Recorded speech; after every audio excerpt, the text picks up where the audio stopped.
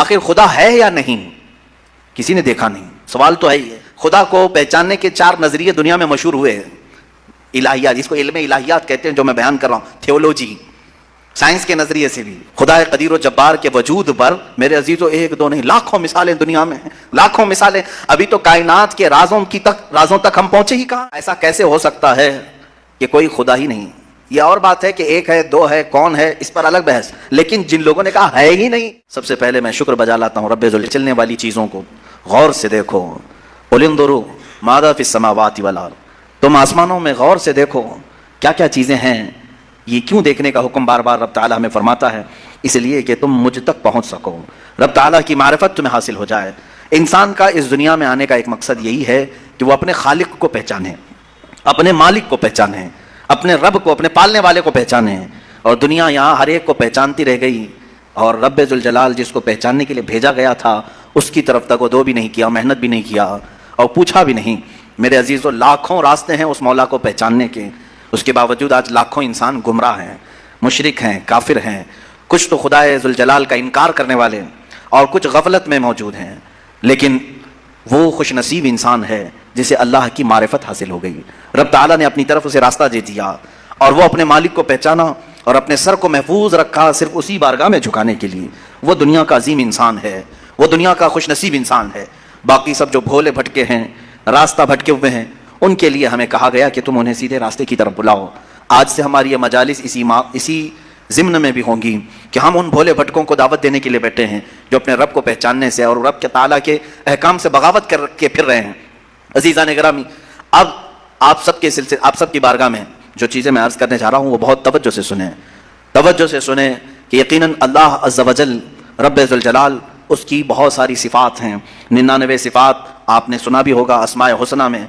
अल्लाह रहमान है, रहीम है, करीम है, हलीम है, अजीम है, गफ़ार है, जब्बार है, सत्तार है, क़हार है।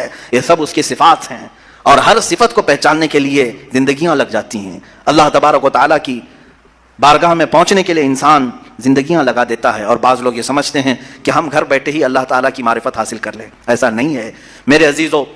आज सबसे पहले चीज़ मैं ये अर्ज़ करता हूँ, आखिर खुदा है या नहीं, किसी ने देखा नहीं। सवाल तो है ही है। हम तो चले रिवायात के एतबार से, हमारे घरों से हमें जो इल्म दिया गया है हमारे माँ बाप की तरफ से, और माहौल ने हमें जो इल्म दिया है वो यही है कि हम बोलने के काबिल हुए उसी वक्त हमें कहला दिया गया था ला इलाहा इल्लल्लाह, अल्लाह के सिवा कोई माबूद नहीं। हमें अल्लाह के वजूद का बहुत बचपन में ही इल्म दे दिया गया। लेकिन हम बढ़ते बढ़ते अब ज़माने को देखने लगे तो पता चला कि यहाँ बहुत सारे दहरिये भी हैं, एथिस्ट हैं, जो खुदा का ही इनकार करते हैं कि खुदा है ही नहीं, कोई दीन है ही नहीं। आज मैं उनके सिलसिले में अर्ज़ करूँगा कि आखिर ऐसा कैसे हो सकता है कि कोई खुदा ही नहीं। यह और बात है कि 1 है 2 है, कौन है, इस पर अलग बहस। लेकिन जिन लोगों ने कहा है ही नहीं, तो मुझे ताज्जुब होता है कि आखिर अक्ल तुम्हारी है या नहीं। अक्ल से अगर सोचोगे तो फिर तुम्हें मजबूरन किसी नतीजे पर जाना होगा। इमाम आज़म अबू हनीफा रज़ी अल्लाह तआला अन्हु दहरियों के लिए खुली तलवार थे। दहरिया किसको कहते हैं? जो खुदा का ही इनकार करता है, यानी कोई नहीं है, ना भगवान है ना खुदा है, कोई चीज़ है ही नहीं, हम खुद से चल रहे हैं। इमाम आज़म रज़ी अल्लाह तआला अन्हु की बारगाह में एक जमात आई मुल्हिदीन की, और वह तलवारें लेकर के ही आते थे कि मौका पा करके इन्हें कत्ल कर दे।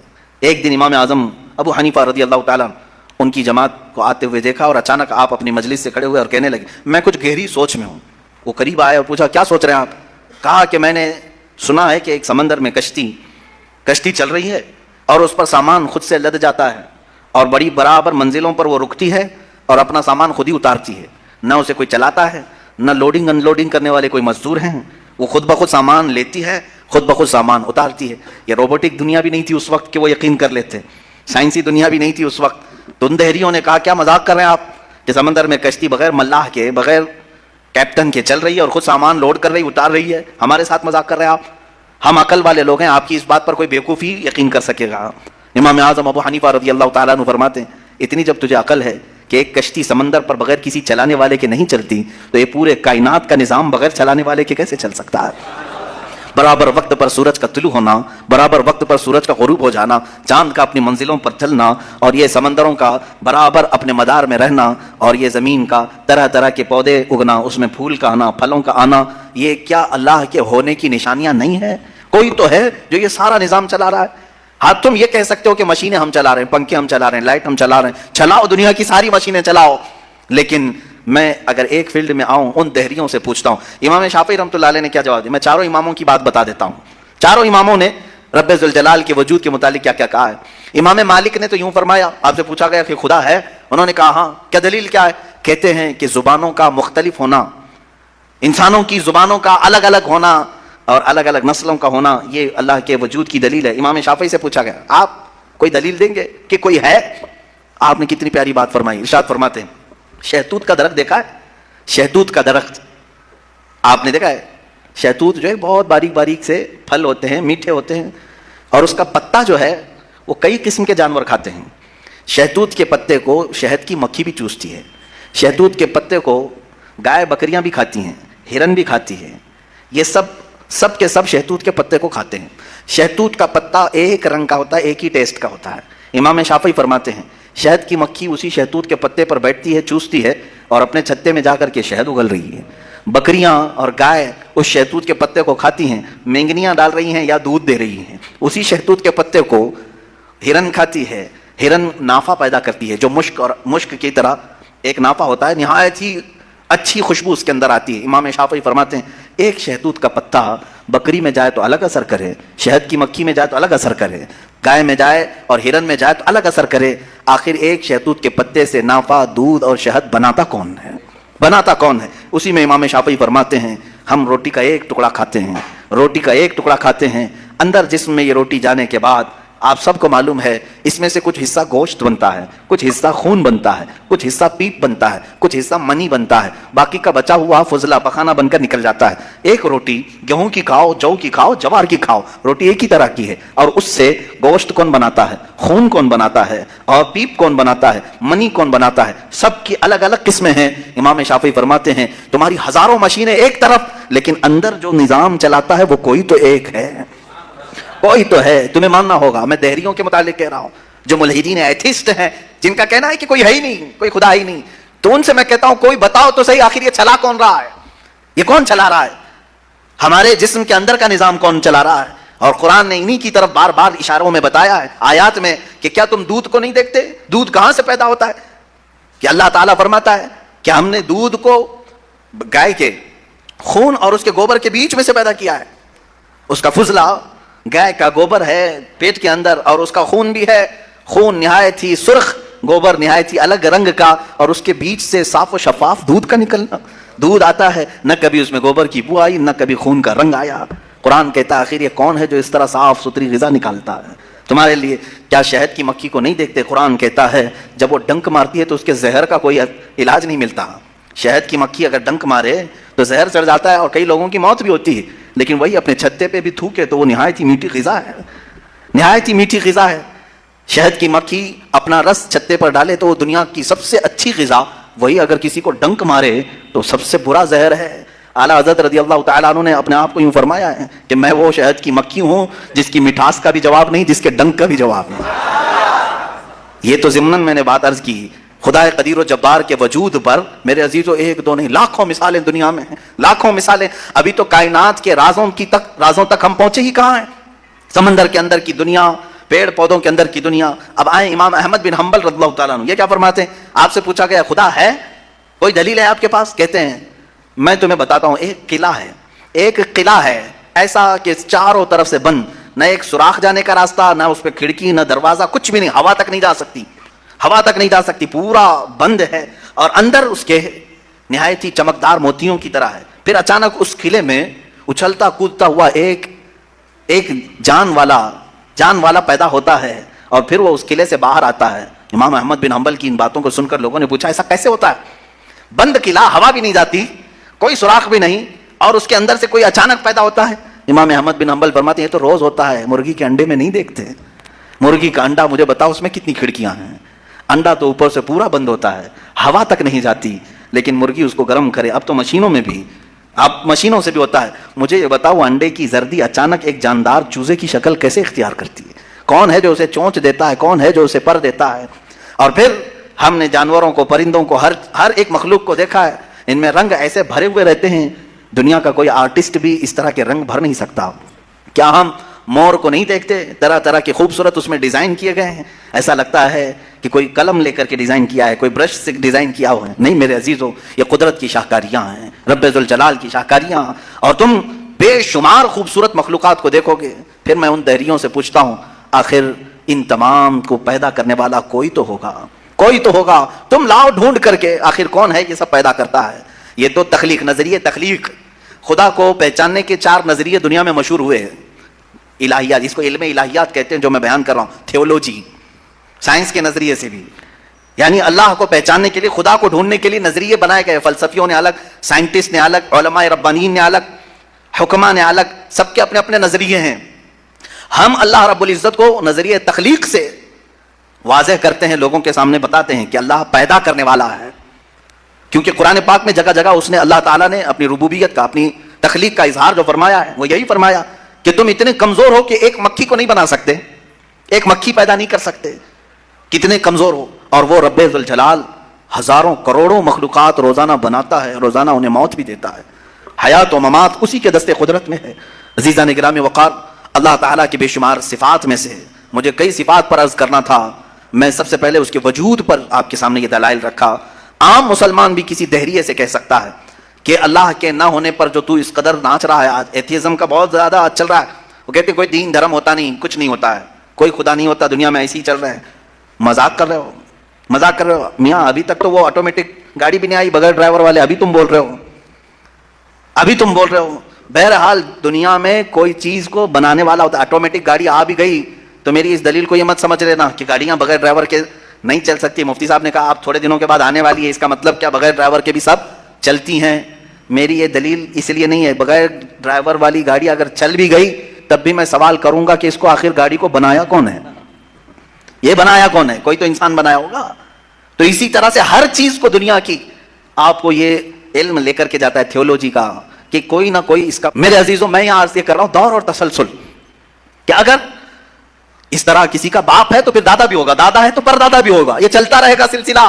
ये इस्लाम ये है जिसने कहा कुल हुवल्लाहु अहद अल्लाहुस समद लम यलिद वलम यूलद। कहो वो अल्लाह एक है, अल्लाह बेनियाज है। लम यलिद, ना वो किसी से पैदा हुआ है, वलम यूलद, ना उससे कोई पैदा होगा, उससे कोई लम यलिद, उससे कोई पैदा नहीं हुआ और ना वो किसी से पैदा हुआ। यहां खत्म हो गई बात।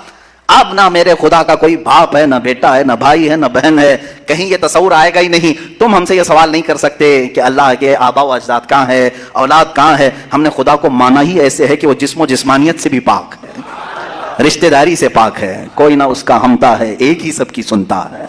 ये अल्लाह तबारक व तआला के मुतालिक हमारा यकीन यही है। अजीज़ा ने गिरामी वक़ार, दौर और तसलसल का जो कानून है, मैंने यही बताया कि बाज़ लोग इस चीज के जरिए से भी चाहें तो हिदायत हासिल कर सकते हैं कि कहीं तो जाके हमें फुल स्टॉप होना पड़ेगा, कोई तो है जो एंड है, उसको कोई पैदा करने वाला ना हो, जाकर के तुम्हें खत्म होना पड़ेगा एक ना एक जगह कि कोई तो है जो लास्ट है, उसको कोई ना पैदा किया हो। अगर उसको भी कोई पैदा, मेरी जमीन बहुत कुशादा है। रब ताला फरमाता है वलक़द कतबना फी ज़बूर मिन बअदि ज़िक्र अन्नल अर्ज़ यरिथुहा इबादी सालिहून। हमने ज़बूर में ये लिख दिया है कि हम इस जमीन का वारिस नेक बंदों को बनाएंगे। सुभान अल्लाह। आप इस बात के खौफ में न रहे, इस बात के खौफ में न रहे।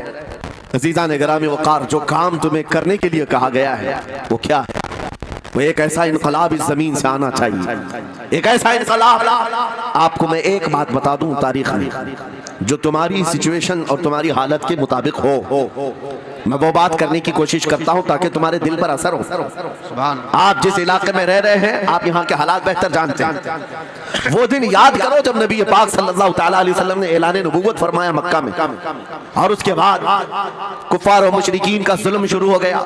गरीब सहाबा को पकड़कर मारते थे।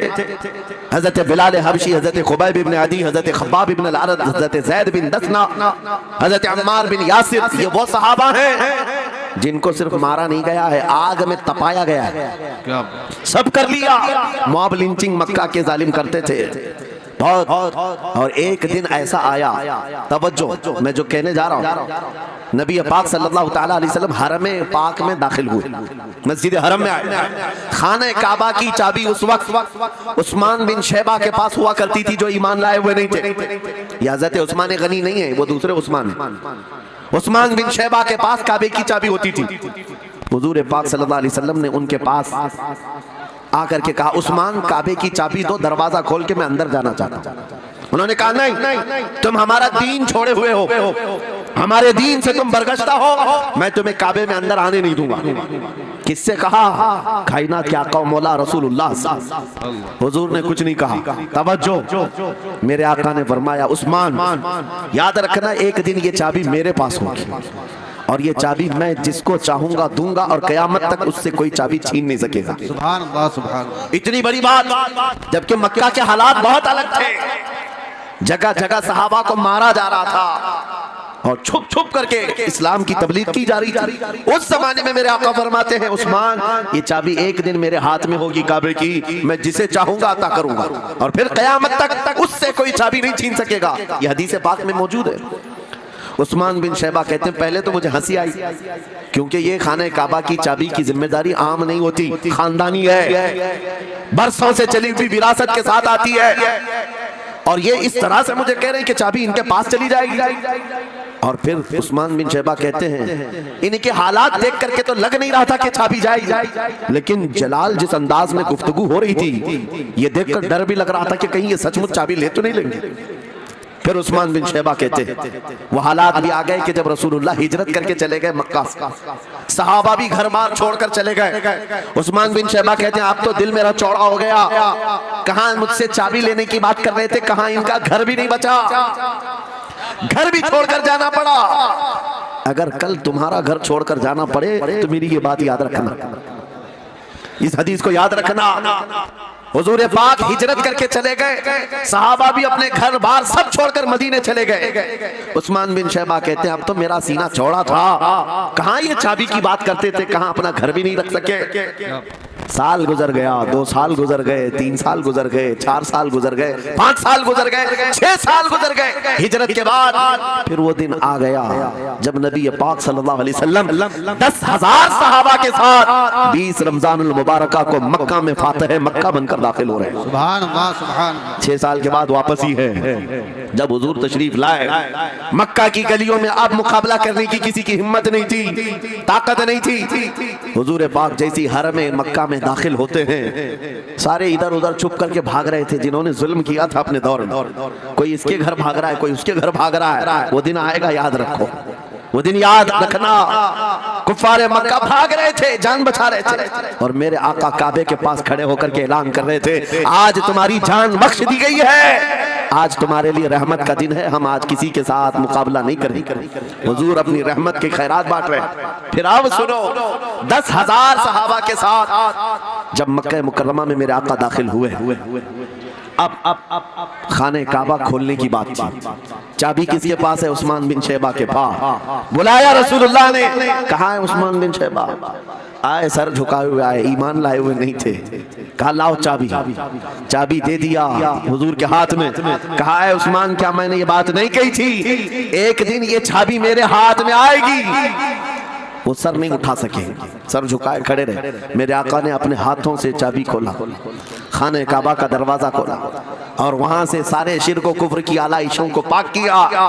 फिर उसके बाद चाबी बंद करके, अब सुनो, मेरे आका बाहर आए और फरमाया, आज मैं ये चाबी ऐसे आदमी के हाथ में दूंगा जिससे कयामत तक कोई छीन नहीं सके। क्या बात है, सुभान। कितना बड़ा फरमान है मेरे आका का। सुभान। हुजूर ने जब ये फरमाया तो जो बड़े बड़े सहाबा थे उनके दिलों में ख्वाहिश थी, काश चाबी हमें मिल जाए, हमारे खानदान में चलती रहे। वहां सिद्दीक अकबर भी हैं, फारूक आजम भी हैं, उस्मान इब्न अफ़्फ़ान भी हैं, हैदर कर्रार भी हैं, रिज़वानुल्लाहि अलैहिम अजमाइन। सब सहाबा के दिल में ख्वाहिश थी ये चाबी हमें मिल जाए। मेरे आका सल्लल्लाहु अलैहि वसल्लम ने सबकी तरफ देखा और फिर आयत पढ़ी, इन्नल्लाह यअमुरुकुम अन तुअद्दुल अमानाति इला अहलिहा, बेशक अल्लाह तुम्हें हुक्म देता है अमानत उसके अहल के सुपुर्द कर दो।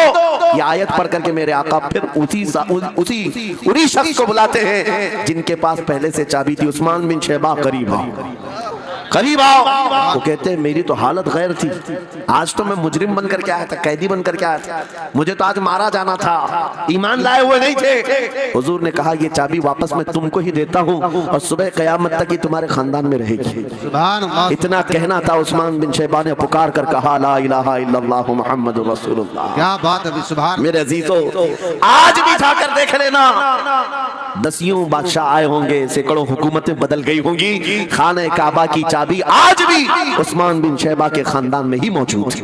वो सहाबी रसूल, मैं ये हदीस इसलिए आपके सामने अर्ज किया, तुम उस रसूल के उम्मती हो, उस रसूल के उम्मती हो जिन्हें एक बार ललकार करके चैलेंज कर दिया गया था कि काबा की चाबी नहीं देंगे। मेरे आका सल्लल्लाहु अलैहि वसल्लम ने अपने जलाल और जमाल के संगम के साथ ऐलान फरमाया था ये चाबी मेरे हाथ में होगी।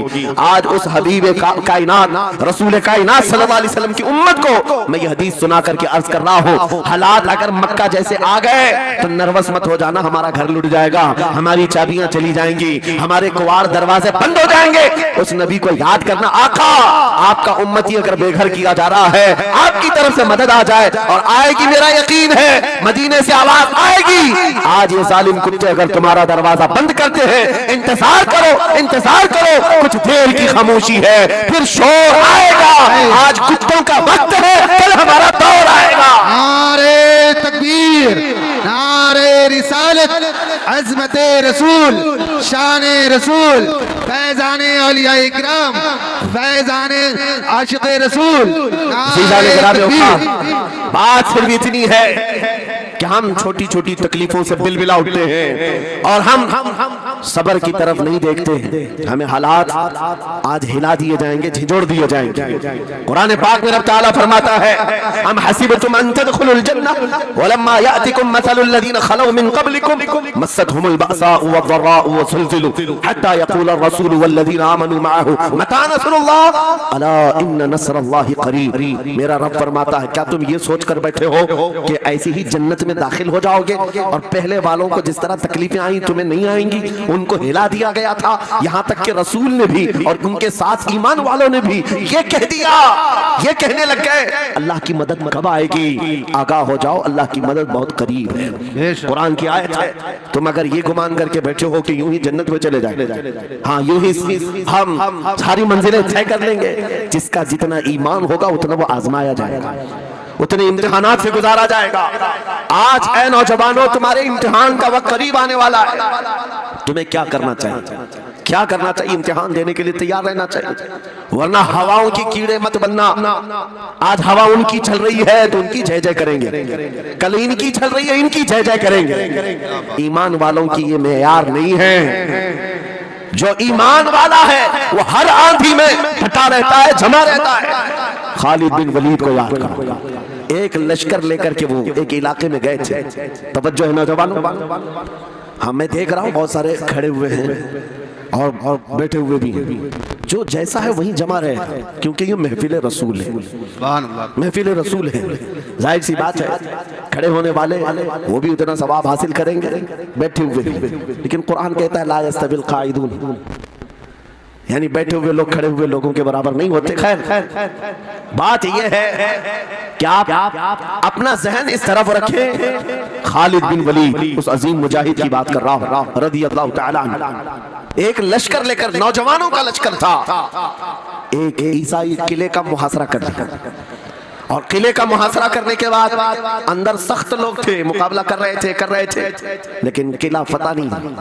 अब अंदर वालों ने ये मशवरा कर लिया, जो बड़ा राहिब था, पादरी था, कहा ये खालिद बिन वलीद है, इससे लड़ना आसान नहीं है, ये जहां जाता है फतह के झंडे गाड़ कर आता है। उसने जो गुरु घंटाल था सबको जमा किया और कहा मैं एक तरीका ढूंढा हूं, इसके जरिए से इनके ऊपर हम कामयाबी हासिल कर लेंगे। सबने कहा हम इत्तेफाक करते हैं। कहा क्या तरीका है? गुरु ने कहा, पादरी ने कहा ये बैठाए ये सब चीजें महफिल रसूल के आदाब नहीं। जो लोग बैठा रहे हैं, मैं कह रहा हूं जो जहां है जिस हालत में खड़े रहेंगे इंशाल्लाह।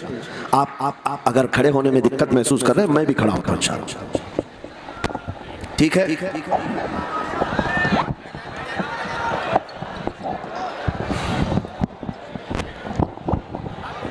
सुभान अल्लाह।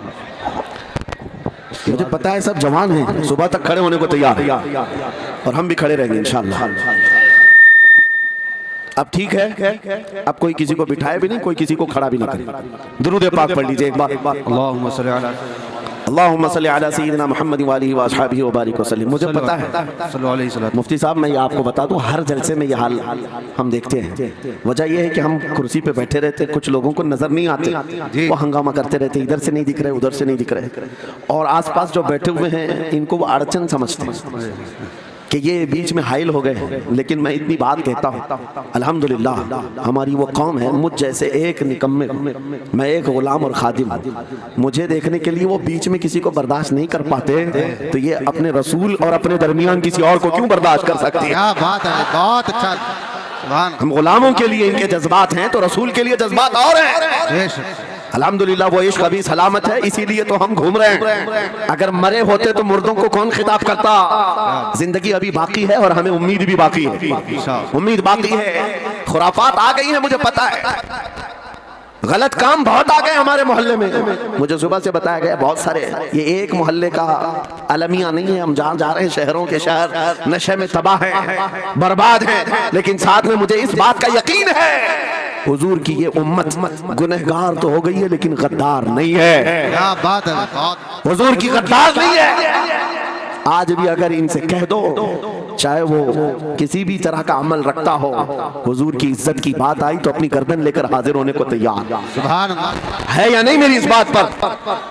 सुनो, खालिद बिन वलीद जब किले का मुहासरा कर चुके हैं, ईसाई पादरी ने अपने सारे साथियों से कहा, हम इनको 3 दिन का टाइम देते हैं कि हम इनको सुलह करने की बात करेंगे, लेकिन मेरी एक शर्त होगी, या अपने नौजवान साथियों को लेकर बाजार से गुजरते हुए आ जाए, अगर सही सलामत इनके सारे फौजी आ गए हम किले की चाबियां दे देंगे। सारे ईसाइयों ने पूछा, क्या करना क्या चाहते हो? उस पादरी ने कहा, मुल्क की मशहूर खूबसूरत लड़कियों को और जरो जवाहरात को मैं रास्ते पर बिछा दूंगा, नंगी लड़कियों को खड़ा कर रखूंगा। जब खालिद बिन वलीद की फौज यहाँ से गुजरेगी, नौजवान है, नफ्स भड़कता है, और इस तरह से एक नौजवान को खरीदने के लिए 2 ही ख्वाहिशात है या नहीं? इनके जिस्मों में नफ्स है या नहीं? हमने मुल्क की सबसे खूबसूरत तरीन औरतों को खड़ा कर दिया था, दौलत को बिछा दिया था, इनमें से एक भी उसकी तरफ तवज्जो नहीं किया। खालिद बिन वलीद मुस्कुराकर जो जवाब देते हैं वो हमारा ईमान होना चाहिए। क्या जवाब देते हैं? फरमाते, नादान, ऐसा ही उन आंखों को तू खरीदने की कोशिश कर रहा था जिन आंखों में पहले से जमाले मुस्तफा बसा हुआ। क्या बात है, सुभान अल्लाह।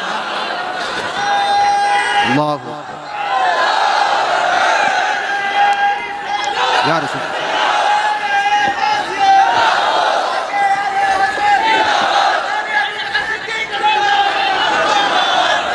ये जो लोग लाइट के करीब हैं, इनसे गुजारिश है कि आप हट जाएं, करंट मेरे अजीजों, ये जवाब था उन आंखों को दुनिया का हुस्न क्या धोखा दे सकता है जिन आंखों में पहले से जमाले मुस्तफा बसा हुआ।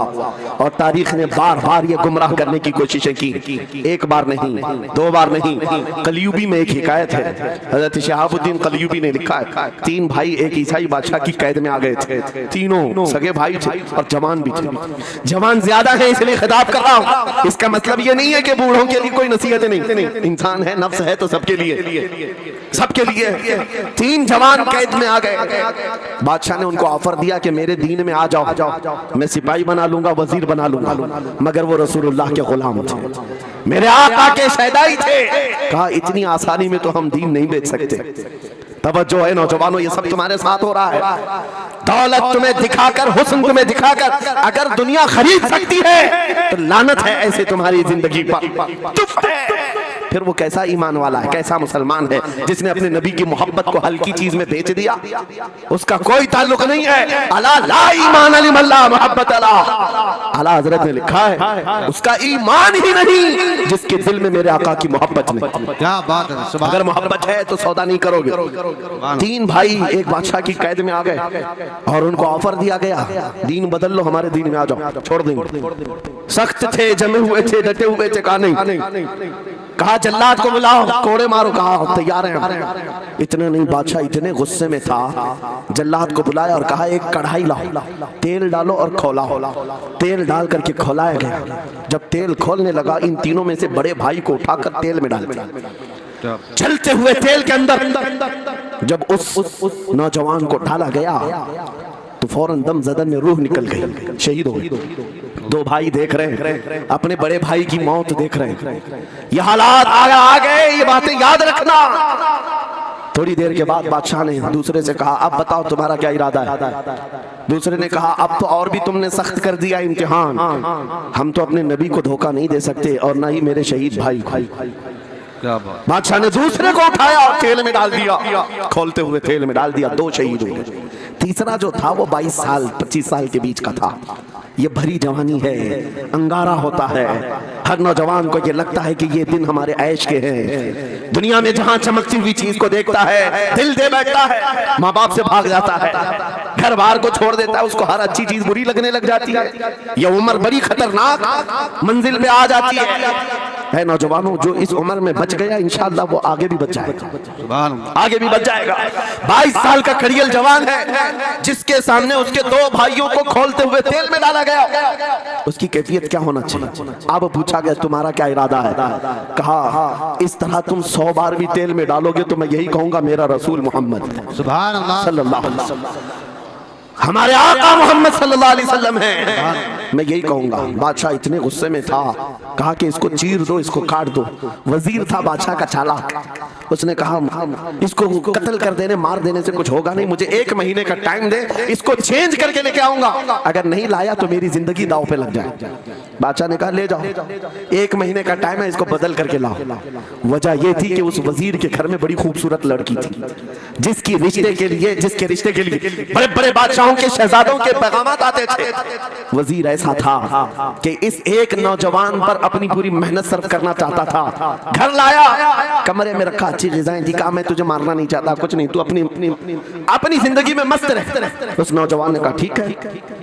उसके बाद अपनी बेटी को लगा दिया, ए बेटी तेरे पास तेरे बाप को बचाने के लिए एक ही काम है, इस जवान का दिल जीत करके लिया, बादशाह से जो चाहे तुझे दिला दूंगा। उस लड़की ने कहा ये तो चुटकी का काम है मेरा, जिसके पास हुस्न मारे जाए उन्हें मुर्दा मत कहो, वो जिंदा है, तुम्हें उसका शऊर नहीं, ये सिर्फ तू हमें देख रहा है, पहचान रहा है। तुझे पता है ये जो जमात हमारे साथ आई है आम लोगों की नहीं, ये बदर खंदक के सहाबा की जमात है। सुभान अल्लाह सुभान अल्लाह, बहुत अच्छा यार, मरहबा। अल्लाह बात सिर्फ इतनी है, बात सिर्फ इतनी है, अगर तुम अल्लाह के सच्चे बंदे बन जाओ, हुजूर के वफादार बन जाओ, पूरी दुनिया तुम्हारे लिए घुमा दी जाए, हालात तुम्हारे लिए बदल दिए जाएंगे।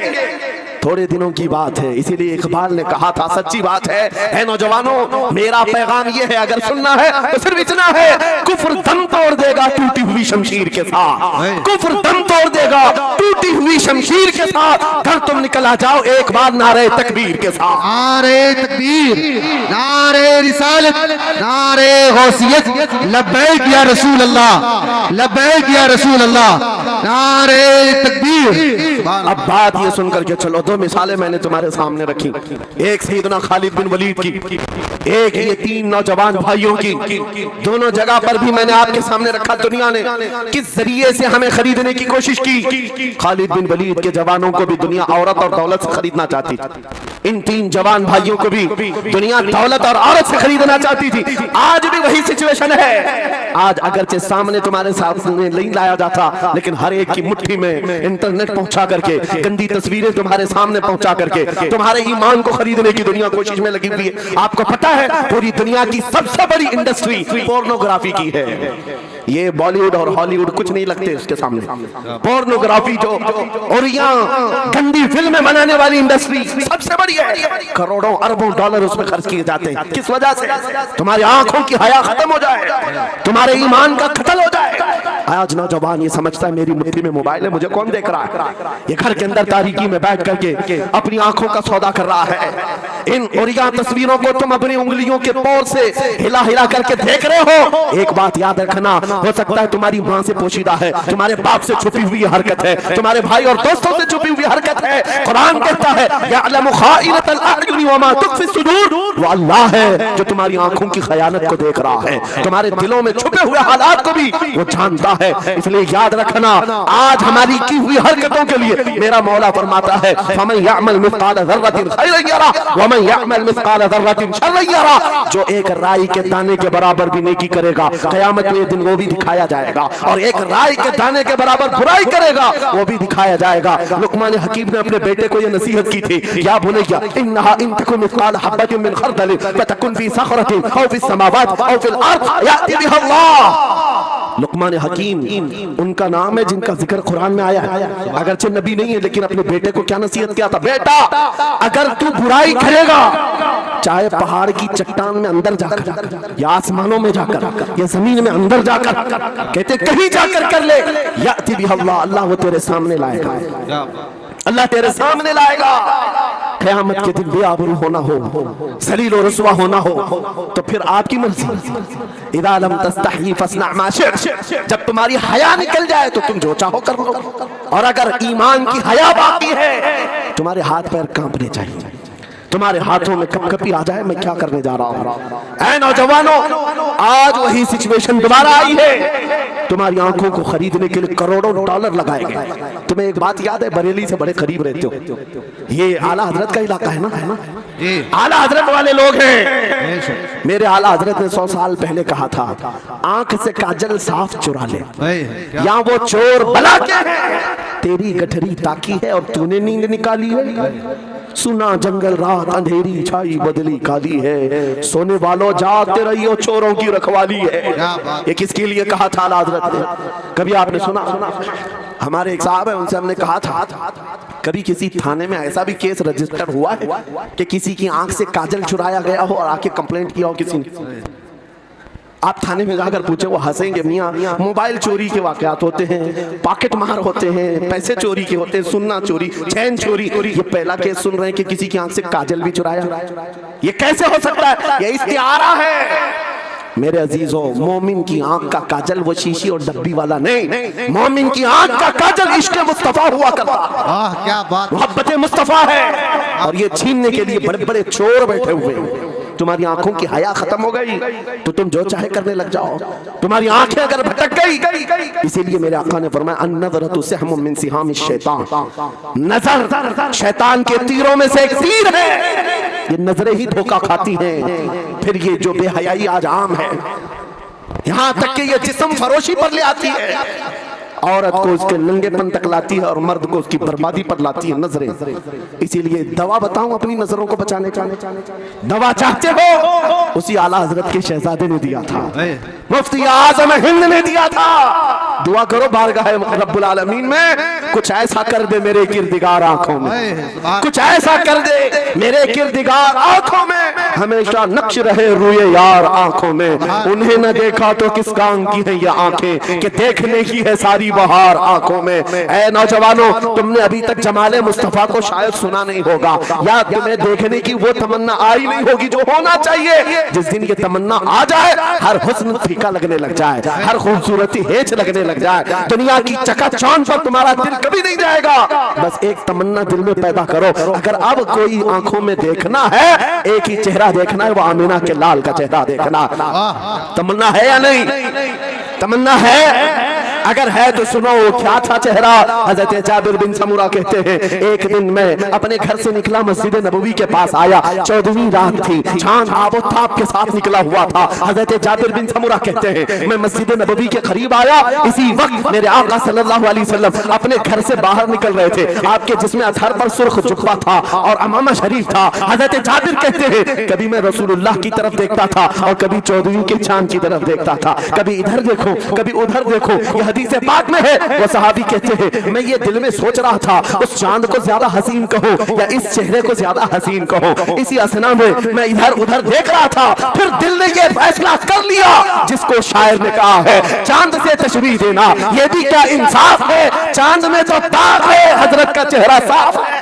नारे तकबीर, नारे रिसालत, नारे गौसियत, फैज़ाने सरकारे मदीना, इस्लाहे मुआशरा कॉन्फ्रेंस, मुफ्ती सलमान हजरी साहब किबला। सुभान नौजवानों, तुम्हारे बुराइयों से बेहयाइयों से बचने के लिए एक ही रास्ता है, नजरों में अपने दिल में बसा लो उस जमाले मुस्तफा को।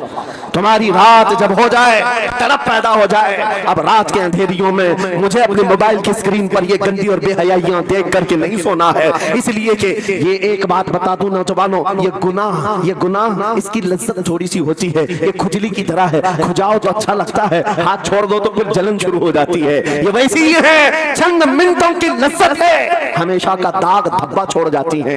ये एक तरह का दाग तुम्हारे ईमान पर, तुम्हारे जिस्म पर छोड़ जाती है। इन बेहयाइयों से निकलो, अपनी आंखों को हया दो, अपने ईमान को जिला बख्शो, और तुम्हारे लिए एक ही जरिया है, बसा लो नजरों में उस जमाल मुस्तफा को। दिल के अंदर एक तमन्ना बेदार हो जाए कि मुझे देखना है मेरे मुस्तफा को। वो तमन्ना क्यों नहीं आती जो फाजिल बरेलवी इमाम अहले सुन्नत मदीने जाकर के करते हैं। जब हर कोई जाकर के क्या मांगता है, या रसूल अल्लाह हमारे घर में ये फलां चीज नहीं है, ये मुझे अता हो जाए, बेटा नहीं मिल जाए, बेटी नहीं मिल जाए, तिजारत नहीं चलती, वो मिल जाए। मांगने वाले हर कुछ मांगते हैं, लेकिन आशिक रसूल जाता है बारगाह मुस्तफा में, कहता है या रसूल अल्लाह बस एक बार आपके चेहरे का दीदार चाहिए, सुभान अल्लाह, एक बार दीदार चाहिए। उन्हें न देखा तो किस काम की है ये आंखें कि देखने की है सारी बहार आंखों में। और जब नजर आ जाता है वो जमाले मुस्तफा, तो फिर बरेली की आवाज आती है, पेशे नजर वो नौबहार, सजदे को दिल है बेकरार, रोकिए सर को रोकिए। हाँ यही तो इम्तिहान है। पीर मुहर अली शाह रहमतुल्लाह अलैह गोलड़ा शरीफ के एक आशिक रसूल है, पाकिस्तान के रहने वाले, बारगाह मुस्तफा में आए थे और उन्होंने भी सवाल किया था, आका आपको देखना चाहता हूँ, आका आपको देखना चाहता हूँ। जब जियारत नहीं हुई तब उन्होंने ये कहा था, कितने मेहर अली, कितने तेरी सना, गुस्ताख आंखें कितनी जारियां। पंजाबी शायर थे, उन्होंने कहा था मेहर अली तेरी हैसियत क्या है, तेरी तबकात क्या है, तेरी आंखें कहाँ की सवाल कर रही है। वो रसूल किरामी वकार की साथ और तू एक गुनहगार। ये अपनी आजिज़ी पेश किया, लेकिन दरबारे रसूल से निकलकर चंद मंजिलें तय क्या किया था। एक मकाम पर असर की नमाज अदा कर रहे थे, नमाज से फारिग होते हैं, सामने देखते हैं जलवे मुस्तफा नजर आ रहा है, मेरे आका बे हिजाबाना तशरीफ लाए। और फिर जब वो हुस्न नजर आया, पीर मेहर अली ने पुकार कर कहा, मुख चंद बदर शाशानी है, माथे चमके लठ नूरानी है, काली जुल्फ अख मस्तानी है, मखमूर अखे हिन मद भरिया, उस सूरत नू मैं जान अखा की जान जहां अखा,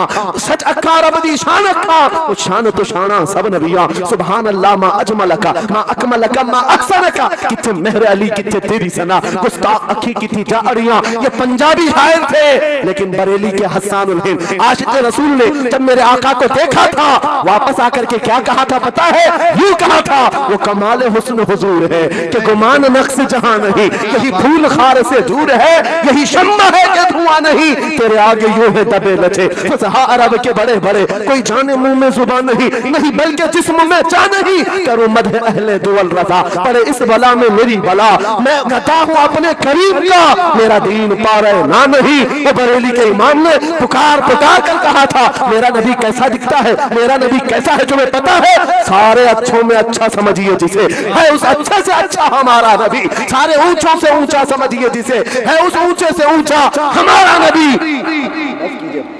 क्या पैसों की एक ऐसी होड़ लगी रहती है जलसों में, ये रूहानियत की मजलिसें हैं।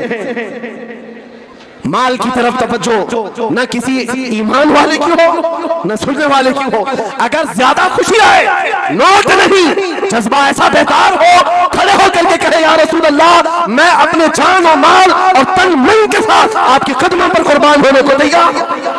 लब्बैक या रसूल अल्लाह, हाथ उठा के लब्बैक या रसूल अल्लाह, लब्बैक या रसूल अल्लाह, लब्बैक या रसूल अल्लाह। इश्क मोहब्बत इस्लाह मुआशरा कॉन्फ्रेंस हजरत अल्लामा मुफ्ती सलमान अजहरी साहब किबला, नारे तकबीर। बहुत सारे लोगों को ऐसा लगता है जब गुफ्तगू कोई दिल में आ जाए तो एहसास के तौर पर इन पर नोटों की बारिश होना चाहिए, लाकर नोट दे दे। मैं नोट खाने वाला नहीं हूँ और ना ही नोट के लिए आया हूँ। मेरे अजीजों, मेरा मैसेज सिर्फ इतना ही है, अपना सब कुछ गुंबद खजरा कल भी था और आज भी है, मेरे नबी से मेरा रिश्ता कल भी था और आज भी है। मैं ये पैगाम लेकर हर कूचे हर गली में घूम रहा हूँ, सिर्फ ये पैगाम देने के लिए हमारा नौजवान खड़ा हो जाए और उन कुत्तों को ये बतला दो गुस्ताख नबी को, गैरत सुन्नी जिंदा है, उन पे मर मिटने का जज्बा कल भी था। और क्या बात या रसूल अल्लाह।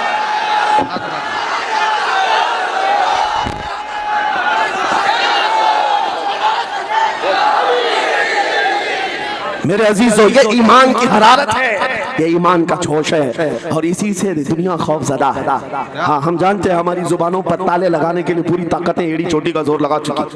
हाँ, बंद करना है, ये भड़काऊ मौलाना है, इसके प्रोग्रामों को परमिशन नहीं देनी चाहिए। हमने क्या भड़काया है, किसको भड़काया है, किसके खिलाफ भड़काया है?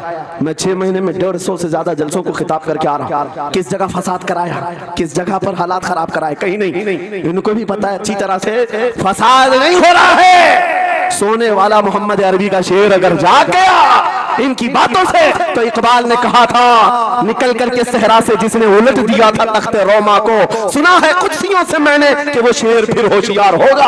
क्या बात है, बहुत। इस बात से डर लगता है कि कहीं से वो शेर बेदार ना हो जाए, कहीं से बेदार ना हो जाए। और हम हर जलसे में खिताब करते हैं, मेरे अजीजों, वो दिन आएगा, वो अल्लाह की मर्जी, अल्लाह जहां से चाहे उठाएगा, और ये बात नामुमकिन नहीं है। हल्द्वानी के इस मुजाहिद चौक से कोई मुजाहिद जरूर जिंदा होगा। क्या बात है, होगा इंशाअल्लाह। हम जो है नौजवानों से खिताब कर रहे हैं, याद रखो जवानों, एक ही जिंदगी मिली है, एक ही जवानी मिली है, ये गई वापस नहीं मिलनी, एक ही बार मिली है। एक दिल दिया गया है, एक जान दी गई, फैसला तुम्हारे हाथ में है। बाजारू औरतों पर दिल देना है, अपनी जिंदगी कुर्बान करनी है, या आमिना के लाल के हाथ में देना है। इस लैला के हाथ में दोगे, कल ये तुम्हें धोखा देगी, कोई दूसरा मजनू इसके पास आ जाएगा, कल फिर एक और को धोखा दे, तीसरा मजनू हाथ पकड़ लेगा। ये तो हालात है, हमने देखे हैं। ऐ नौजवानों, अरे गैरे नत्थु खेरे पर जो दिल दे बैठे हो, उसी को तो आला हजरत ने कहा था, ये दुनिया मक्कार है, शहद दिखाए जहर पिलाए, कातिल डाइन शोहर कुछ, इस मुर्दार पे क्या ललचाए, दुनिया देखी भाली है, आपको करना क्या चाहिए था? आला हजरत से सुनो, वो कहते हैं, अरे आजा नौजवान, वो तो निहायत सस्ता सौदा बेच रहे हैं जन्नत का, वो तो निहायत सस्ता सौदा बेच रहे हैं जन्नत का, हम मुफलिस क्या मोल चुकाएं, अपना हाथ ही खाली है। आओ उस नबी के दरबार में हाथ दे दो और उनको गवाह बना करके कहो, आका मेरी जिंदगी आपके लिए है, मेरी हयात आपके लिए है, मेरा जीना, मेरा सलीका जिंदगी आपके लिए है। फिर वो गैरतमंद रसूल ऐसे हैं, एक बार जिसका हाथ पकड़ लिया, क्या बात है, वो फारस का हो, फारसी बना दिया, और जिसका उन्होंने हाथ पकड़ लिया, क्या किया है? एक अरब ने आदमी का बोलबाला कर दिया, खाक के जर्रों को हमदोशे सुरैया कर दिया, खुद न थे जो राह पर औरों के हादी बन गए, क्या नजर थी जिसने मुर्दों को मसीहा कर दिया। एक बार हाथ थाम ले आमीना के लाल, तो दुनिया में भी नहीं छोड़ते, और खबर में भी नहीं छोड़ते, और हशर में भी नहीं छोड़ते, हत्ता के जन्नत में जाने तक तुम्हारा साथ होगा। मेरे मुस्तफा का फैसला कर लो, एक जान है, एक दिल है, देना किसको है? आज फैसला करके उठना, इस मक्कार जालिम दुनिया को देना है, जो हर दिन अपना शोहर बदलती है, हर दिन अपना आशिक बदलती है, या उसके हाथ में देना है जो क़यामत के भरे मैदान में भी उम्मती उम्मती की सदाएं लगा रहा हो, हमारा हाथ पकड़ पकड़ करके मीज़ान अमल पर ले जा रहा हो, और हौज़े कौसर से पानी पिला रहा हो। किसको हाथ देना है? फैसला तुम्हारा है। इसी को आला हज़रत ने क्या सच कहा था, आज ले उनकी पनाह, आज मदद मांग उनसे, कल न मानेंगे क़यामत में अगर मान गया। अल्लाह या रसूल अल्लाह, जिंदाबाद जिंदाबाद। मेरे अजीजों, ये महफिल का समा बनता गया और वक्त खत्म होता चला गया, वरना जब हुजूर के हुस्न की बात आती है तो मेरी तबीयत चाहती है सुबह तक सुनाता रहता। क्या बात है, सुभान। हुजूर के हुस्न की बात आए, सुबह तक सुनाता रहूं, थकान नहीं होती, क्योंकि हम जीते उसी हुस्न के लिए। हाँ, उसी हुस्न की आस में जीते हैं। हमारा रोज का वजीफा है, ये पढ़ के सोते हैं, मेरे आका आओ कि मुद्दत हुई है, तेरी राह में आँखियों बिछाते बिछाते, तेरी यादों में, तेरी चाहतों में बड़े दिन हो गए घर को सजाते सजाते। या रसूल अल्लाह, सुना है आप हर आशिक के घर तशरीफ लाते हैं, मेरे घर में भी हो जाए चिरागा, या रसूल अल्लाह, मेरे घर में भी हो जाए चिरागा। या रसूल अल्लाह, ये तलब हमें जीना सिखाती है। जब ज्यादा गम सताने लग जाए, जब ज्यादा मुसीबतें आने लग जाए, है नौजवानों, इसको उसको शिकवे मत सुनाना, बरेली के इमाम का वजीफा सुनो, उनके निसार कोई कैसे ही रंज में हो, जब याद आ गए हैं सब गम भुला दिए। उनकी महक ने दिल के गुंचे खिला दिए हैं, जिस राह चल दिए हैं कूचे बसा दिए हैं। मेरे अजीजों, उस नबी रहमत सल्लल्लाहु ताला अलैहि वसल्लम की तरफ क्यों नहीं आते जो हमेशा हमारा मददगार है, हमेशा हमारा सहारा है, हमेशा हमारा हम बेकसों का कस है। आपको पता है आज हालात के मारे हुए ऐसे, कभी इस नेता के पीछे, कभी उस नेता के पीछे, कभी इसकी झंडी, कभी उसकी झंडी, हाँ, कभी उस सेठ के पास, कभी इस सेठ के पास, और न जाने कितनी जगहों से धुतकारे गए, कितनी जगहों से रिजेक्ट हो गए, कितनी जगहों से हमें जिल्लत देखनी पड़ी। वजह क्या है? तुमने महवर तब्दील कर दिया, मरकज बदल लिया। जहां तुम्हें जाने का हुक्म था, मेरे रब ने कुरान में फरमाया, वहां छोड़कर हर जगह घूम रहे हो। बखुदा खुदा का यही है दर, नहीं और कोई मुफर मकर जो वहां से हो यही आके हो, तो यहाँ नहीं तो वहां नहीं। आला हज़रत ने कहा, अल्लाह का अगर दरवाजा है तो ये अल्लाह के घर का दरवाजा कोई है तो रसूलुल्लाह का दरबार। आओ, एक नौजवान कर्जों में परेशान था, एक मिसाल देकर के जा रहा हूं, कर्जों में परेशान था और जितने लोगों से उसने कर्जा लिया तो सबने केस कर दिया काजी साहब के पास। काजी साहब ने उसको बुलाया, कहा क्यों नहीं देता कर्जा? कहा परेशान, इतना परेशान हूं कि बीवी बच्चों को पालना मुश्किल हो गया, कर्जा कहां से दूंगा? कहा ये सब बहाने नहीं चलेंगे, 3 दिन का टाइम है, अगर तू कर्जे नहीं देगा तो जेल भेज देंगे। काजी साहब जज थे, जस्टिस, जब उनका ऑर्डर आया तो परेशान नौजवान गया, रोता हुआ बाहर जा रहा था। एक दुर्वेश से मुलाकात हुई, पूछा क्या हुआ? इसने गम की बिपता सुनाई, मैं तो 3 दिन के बाद जेल जाने वाला हूँ। उस बुजुर्ग ने कहा, रोता क्यों है, क्यों इतना परेशान हाल है? जाए एक काम कर, घर में जाकर कसरत से हुजूर को याद कर। क्या बात, याद रखो मेरे नौजवानों, क्या बात कह रहा हूं। एक दुर्वेश ने कहा, हुजूर को याद कर, अपनी मुसीबतें उन्हें बयान कर जो तेरी मुसीबतें सुनते, जो तेरा दर्द समझते हैं। गया वो रात को रोता रोता हुजूर पर दुरूद पढ़ने लगा, याद करके रोने लगा। एक बात मैं बताता हूँ, तारीख की सच्चाइयां बताती हैं, जब भी किसी का दिल टूटता है, दिल के अंदर से आवाज आती है तो मेरे आका तशरीफ लाते हैं। क्योंकि कुरान में अजीजुन अलैहि मा अनित्तुम, तुम्हारा तकलीफ में पड़ना उन्हें देखा नहीं जाता। रात गुजरती चली गई, थक हार करके वो सो गया, आंसू इतने गिरे थे कि उसकी जमीन तर हो गई। रोते रोते रात को सोया, आंखें बंद हुई, ख्वाब में ताजदार मदीना तशरीफ लाए। कहा मेरे अजीज, तूने मुझे याद किया, मुझे याद किया, बता तेरी हाजत क्या है? रो करके कहने लगा, आका आपसे कोई हाल छुपा नहीं है, मैं परेशान हूं, मुझे 3 दिन का वक्त दिया गया है, मुझे जेल भेजा जाएगा। हुजूर ने कहा, सुबह उठना, बादशाह थका नहीं, इमाम 5 मिनट लेट हो गया तो मौत आ गई तुझे? जी आई नहीं, इनका हिसाब करो, गैरत नहीं आती तुझे? तूने 6 घंटे खड़े होकर डीजे देखा, तुझ पे कोई गैरत का असर न हुआ। तूने 5 घंटे खड़े होकर के नाच देखा, तुझे हया तक नहीं आई। और अल्लाह अकबर, कौन सा नाच, कैसे गाने, वो देखो तो सही। गाने सुनने के बाद सुनने वालों को हया आती है, लेकिन इन बजाने वालों को हया क्यों नहीं आती? ऐसे ऐसे गाने बजते हैं यार, सुनो तो हया आती है। इस बेगैरत से पूछना चाहता हूँ, तेरे घर में बदतमीजी वाले, बेहयाई वाले गाने बज रहे हैं, वहीं पे बेटी खड़ी है, गाने बज रहे हैं, उसी जगह पे माँ खड़ी है, गाने बज रहे हैं, उसी जगह पे बहन खड़ी है। मैं पूछना चाहता हूँ, ये बेगैरती आ कहां से गई? खुदा ने तेरी नजरों को हया की चादरें उड़ा के भेजा था, फिर तू इतना बेहया कैसे हो गया कि बेटी को बदतमीज गानों के सामने खड़ा करके देख रहा है? तुझे शर्म क्यों नहीं आती? और तेरी नजरों का आलम तो ये था, तू तो इतना हया वाला था, अगर कोई बेगैरत तेरी बहन बेटी की तरफ आंख उठा के देख लेता था तो तू आंख निकाल देता था। दुनिया कहती थी अगर बेटियां बचानी है, मुसलमानों की हिफाजत में बेटियां दे दो, बेटियों की इज्जत बच जाए। नारे तकबीर, नारे रिसालत, मसलके आला हज़रत, उलमाए अहले सुन्नत, मुफ्ती हम्माद साहब किबला, सुभान अल्लाह सुभान अल्लाह। लेकिन आज बेहयाई ने हद कर दी। ओ भाई, बंद करो ये बाजे गाजे, बंद करो ये गाने ढोलक और अहद कर लो। ओ जवान, मुझे बता तो सही, क्या गारंटी है तू सेहरा बांध के दुल्हन लेके घर आ जाए? है गारंटी? और मैंने कितने ऐसे सेहरे देखे हैं और ऐसे दूल्हे भी हमने देखे हैं जो घर से सेहरा बांध के गए हैं, उधर से वापस कफन में लिपट के आए हैं। अल्लाह अल्लाह, क्या गारंटी है नहीं मरेगा? एक्सीडेंट में पूरी पूरी गाड़ियां खत्म हो रही हैं आजकल। वो भाई, मौत के लिए तैयारी कर लो, मौत के लिए तैयारी कर लो। लोग कहा करते हैं अक्सर इस बात को कि जिंदगी 4 दिन की है, बेटे अगर शादी पे डीजे ना बजा तो फिर ऐसे ही रह जाएगी। और औरतें, अल्लाह माफ करे, इनका तो मिजाज ही अलग है, कहते हैं ढोलक न बजी तो बारात नहीं, फिर तो मैयत लगती है। खत्म करो ये शैतानी तरीके, हमें मुस्तफा को राजी करना है, करेंगे इंशाअल्लाह, इंशाअल्लाह, बोलो इंशाअल्लाह, इंशाअल्लाह। और फरमाया गया, आज जदीद तहकीक के दायरे में कहता हूं कि 80% जो औलाद बिगड़ रही है वो हराम कमाई की वजह से बिगड़ रही है। बेशक, समझ रहे मेरी बात? किस वजह से? 20% जो बच्चे बिगड़ रहे हैं गलत सोसाइटी की वजह से। बच्चों का ध्यान रखा करो, ये किधर जा रहे हैं, किस टाइम आ रहे हैं। हमारी कौम का तालीमी परसेंटेज कितना गिर चुका है, हमें ख्याल तक नहीं है। अगर हमने बच्चे को 8वीं क्लास तक पढ़ा लिया तो अब्बा सोचता है कि पूरा हिंदुस्तान फतेह कर लिया। जी याद रखो, अब ये तोप की लड़ाई नहीं है, अब ये गोले बारूद की लड़ाई नहीं है, अब कलम की लड़ाई है। जिस कौम के हाथ में कलम होगा वो कौम आगे जाएगी। अब फैसला तुम्हें करना है, पढ़ के आगे बढ़ना है या लोगों के खेतों में जाके मजदूरियां करनी है।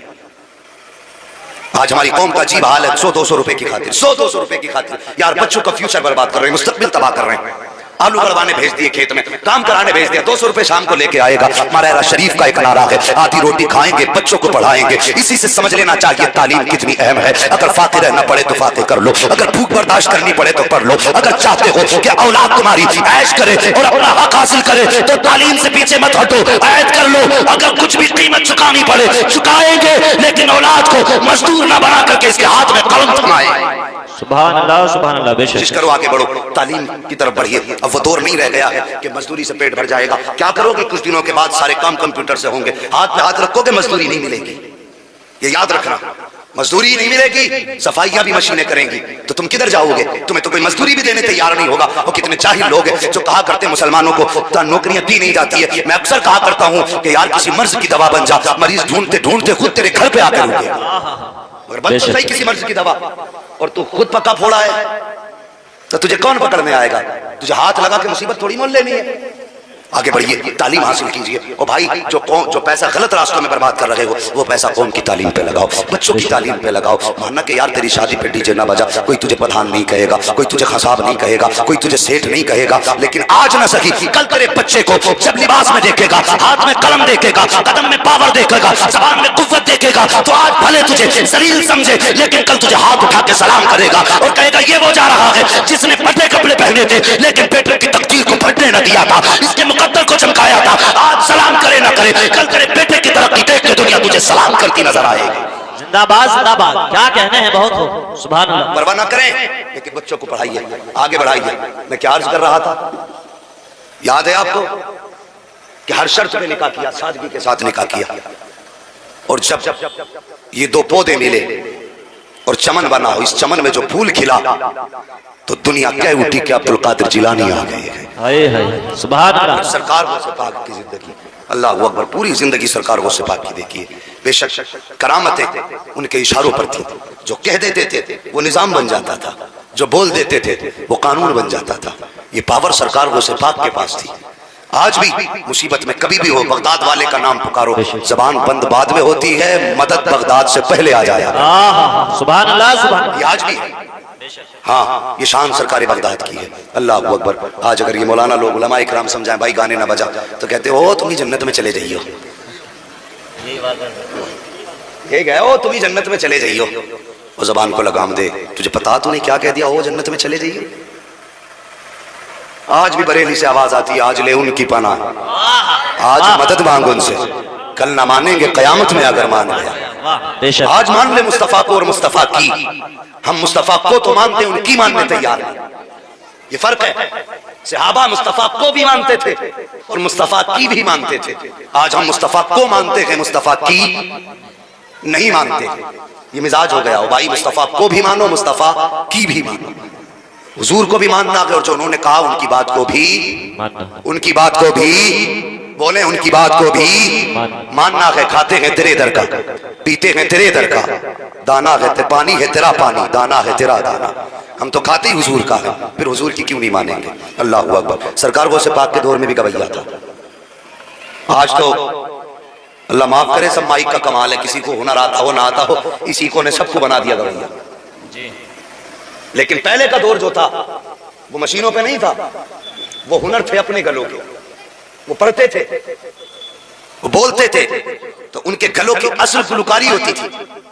आज तक कितनी भोंडी आवाज को कितनी सुरीली बना लो, सब मशीनों का कमाल है। लेकिन जाना इधर नहीं भाई, बात सुन ले। गवैया था, वो से पाक ने फरमाया, वो गा के ना वो पैसे कमाता था, वो से पाक ने फरमाया ये हराम कमाई है, ये ना किया कर। तो वही वाला मिजाज था, वो से पाक से कह रहा तुम तो जलते हो मेरी कमाई से।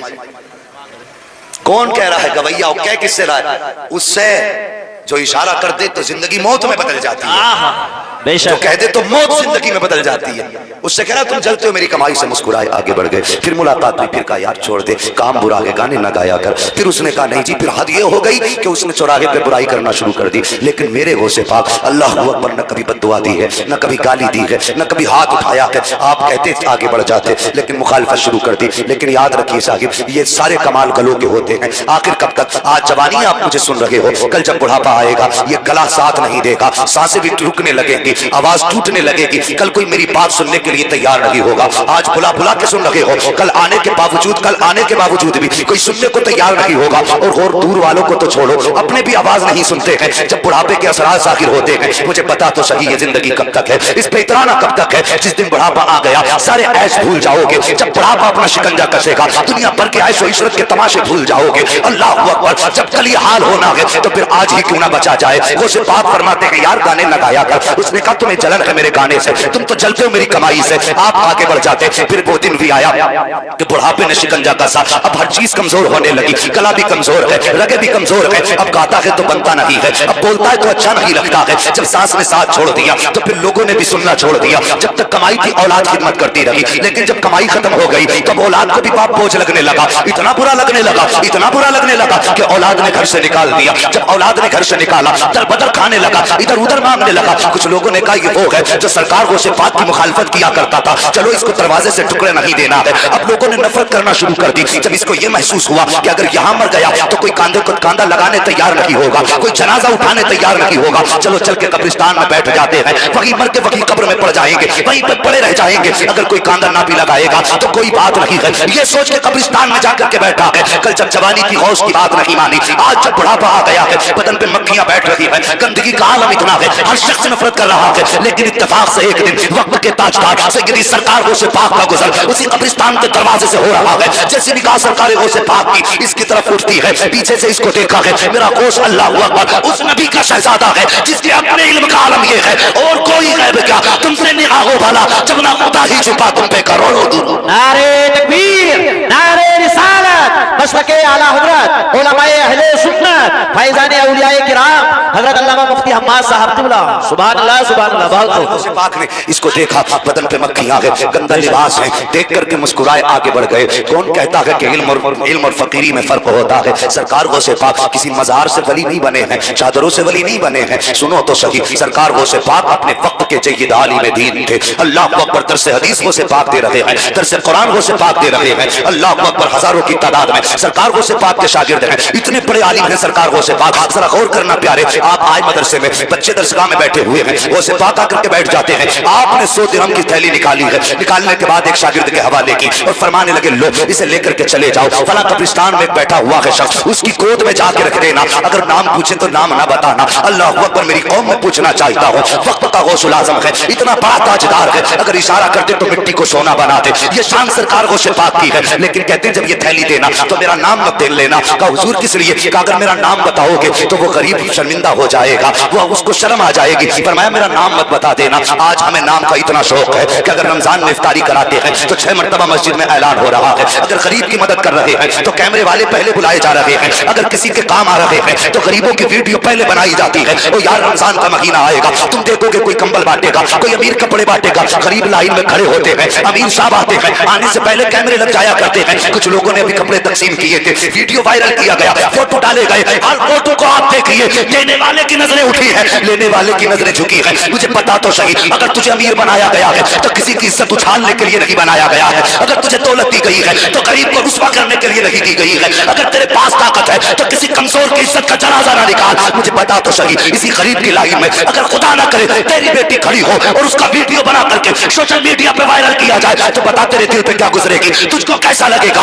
अगर तू अपने लिए ये गवारा नहीं कर सकता है तो किसी यतीम का वीडियो ना बना, किसी गरीब की इज्जत का तमाशा ना बना। अगर चाहता है अल्लाह राजी हो तो रात के अंधेरे में लौटा दे, गरीब जाने तू जाने कोई दूसरा ना जाने। खुदा की कसम, मर के जब कयामत में आएगा अल्लाह फरमाएगा तूने यतीम की इज्जत बचाई थी, आज मैं कयामत में तेरी इज्जत की हिफाजत करूंगा।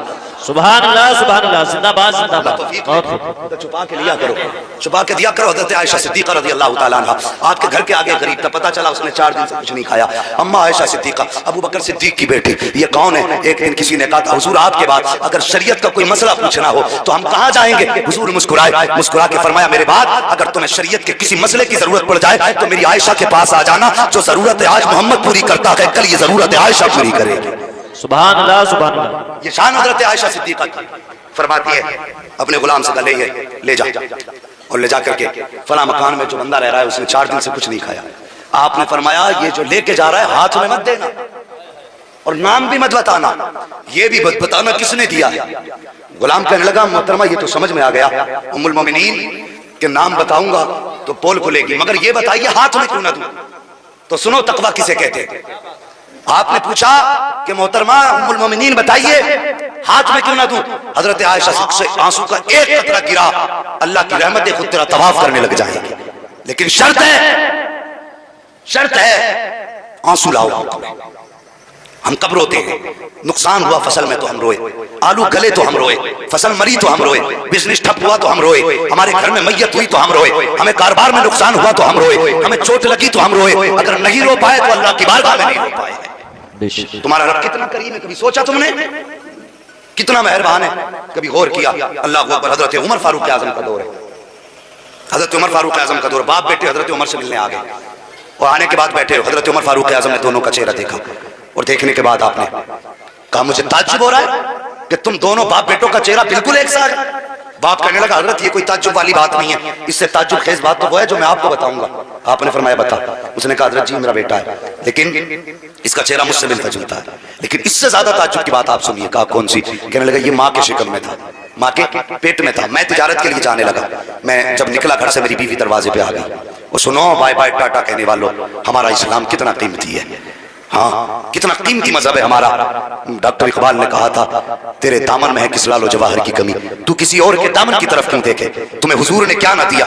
तुमने 15 साल पढ़ के सिर्फ इतना सीख पाया कि बाय बाय कहकर रुखसत करना गए। मजहब इस्लाम हमें क्या सिखाता है, जरा गौर करना प्यारे। वो जाने लगा, दरवाजे पे आया, बीवी ने कहा, सरताज परदेश जा रहे हो? कहा हाँ। उसने अपने यूं शिकम पे हाथ रखा, कहने लगी, मगर बता के तो जाओ, ये अपना बच्चा किसके हवाले करके जा रहे हो? उसने इतनी बात कही, ये बच्चा किसके हवाले करके जा रहे हो? वो कहता, हज़रत मेरी जबान से निकल गया कि मैंने अपने बच्चे को अपने रब के हवाले कर दिया है। कहता ये कह के मैं परदेश चला गया। कहा हुजूर जब मैं वापस आ रहा था, 1000 ख्याल मेरे दिल में थे। मैं सोच रहा था मेरा बच्चा होगा, बेटा होगा तो यूं नाम रखूंगा, बेटी होगी तो ये नाम दूंगा, यूं प्यार करूंगा, यूं इस तरह उसको सीने पे रख के खिलाऊंगा। कहा 1000 हजरत थी हजरत। कहा कहते हैं, लेकिन मैं जब दरवाजे पे पहुंचा, मैंने दरवाजे पे ताला लगा देखा। पड़ोसियों से मैंने कहा कि मेरे घर के अंदर मेरी बीवी थी, उसका क्या हुआ? कहता है कि एक शख्स ने मुझसे कहा कि तुम जब परदेश गए, कुछ दिन के बाद तुम्हारे घर में बच्चे की विलादत का वक्त आया। कहा दर्द शुरू हुआ, कहा उसी दर्द में तुम्हारी बीवी का इंतकाल हो गया। हमने कई दिन तुम्हारा इंतजार किया लेकिन तुम नहीं आ सके। कहता है कि हमने दूसरे दिन तुम्हारी बेटी को, बीवी को दफन किया, लेकिन तुम नहीं आ पाए। इतना सुनना था, चीख मारी जमीन पे बैठ जाता है, रोने लग जाता है, अल्लाह से फरियादें कर रहा है। लेकिन कहने लगा, लोगों अल्लाह की अमानत थी, अल्लाह ने ले ली, मगर एक बार मुझे उसकी कब्र दिखा दो, उसका जनाजा ना सही, कम से कम कब्र पे जाकर हाथ उठा के दुआ तो कर दूंगा। यह कहकर के कब्र पे आया, किसी ने बीवी की कब्र का पता बताया,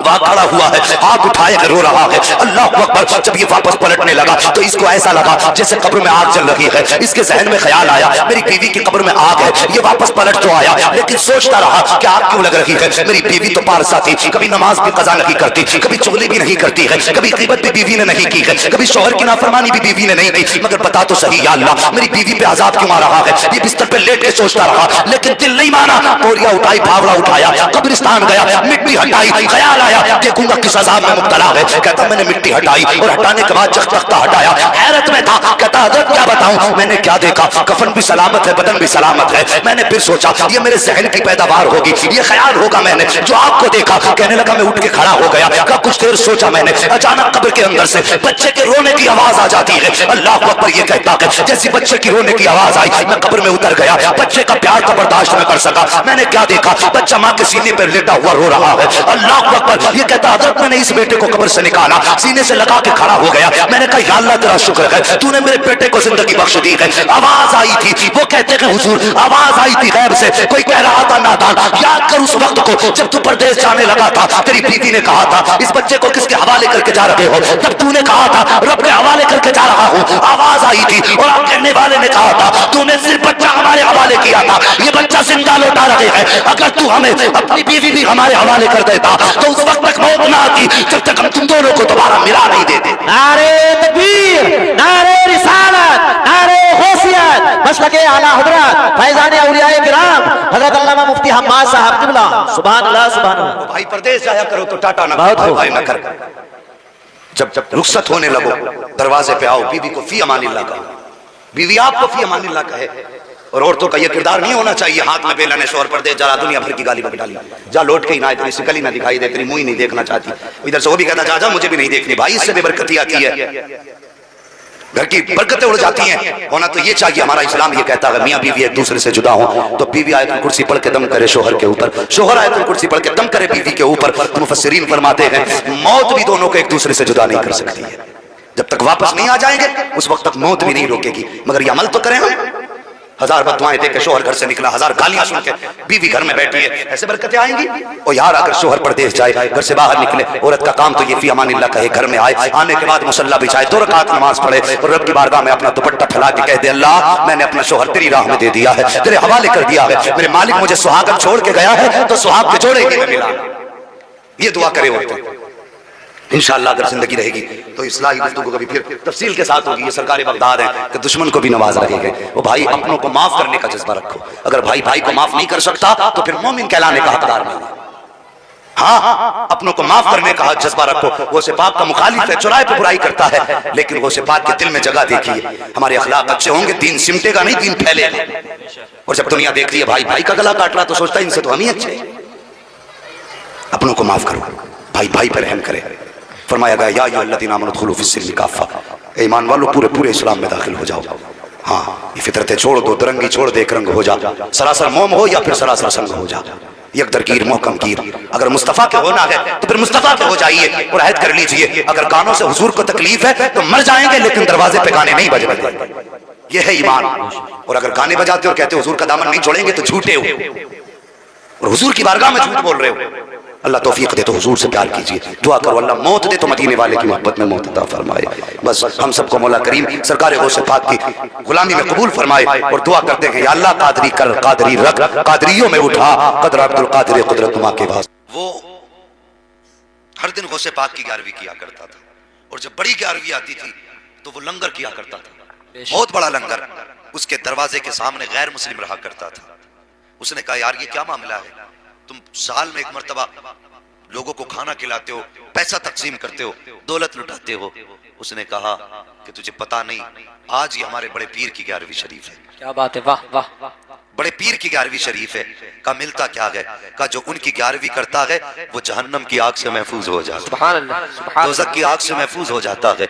उसने कहा मुझे बता तो सही, अगर मैं भी 11वीं करूंगा तो क्या मैं भी जहन्नम की आग से महफूज हो जाऊंगा? मुसलमान ने कहा था तूने हमारे मेहरबानों को जाना नहीं है, हमारे वलियों को पहचाना नहीं है। इनकी बारगाह में जात नहीं देखी जाती, दिल देखा जाता है, दिल देखा जाता है। उनकी 11वीं करना तेरा काम है, तेरी बख्शिश कराना ये बगदाद वाले का काम है। इतना मुसलमान ने कहा। उस गैर मुस्लिम ने भी 11वीं शरीफ पे दौलत लुटाना शुरू कर दी, खर्च करना शुरू कर दिया। अल्लाह अकबर, दौलत लुटाता रहा, 11वीं शरीफ मनाता रहा। अलबत्ता वो दिन भी आ गया जिस दिन उसको मरना था। एक दिन उसका इंतकाल हुआ। जब इंतकाल हुआ उसके बिरादरी के लोगों ने उसको कब्रिस्तान की बजाय शमशान घाट में पहुंचाया। ले जाने के बाद उसको लकड़ियां लगाई गई, चिता पर लिटाया गया, आग लगाई गई है। अब आग है कि उसको जला नहीं रही है। घी डाला गया, आग ने नहीं जलाया। तेल डाला गया, आग ने नहीं जलाया। सब परेशान थे। आखिर माजरा क्या है? किसी ने कहा इसके यारों से पूछो, इसके दोस्त बताएंगे आखिर ये चल क्यों नहीं रहा है। लोग परेशान थे। उसके बाद किसी ने कहा था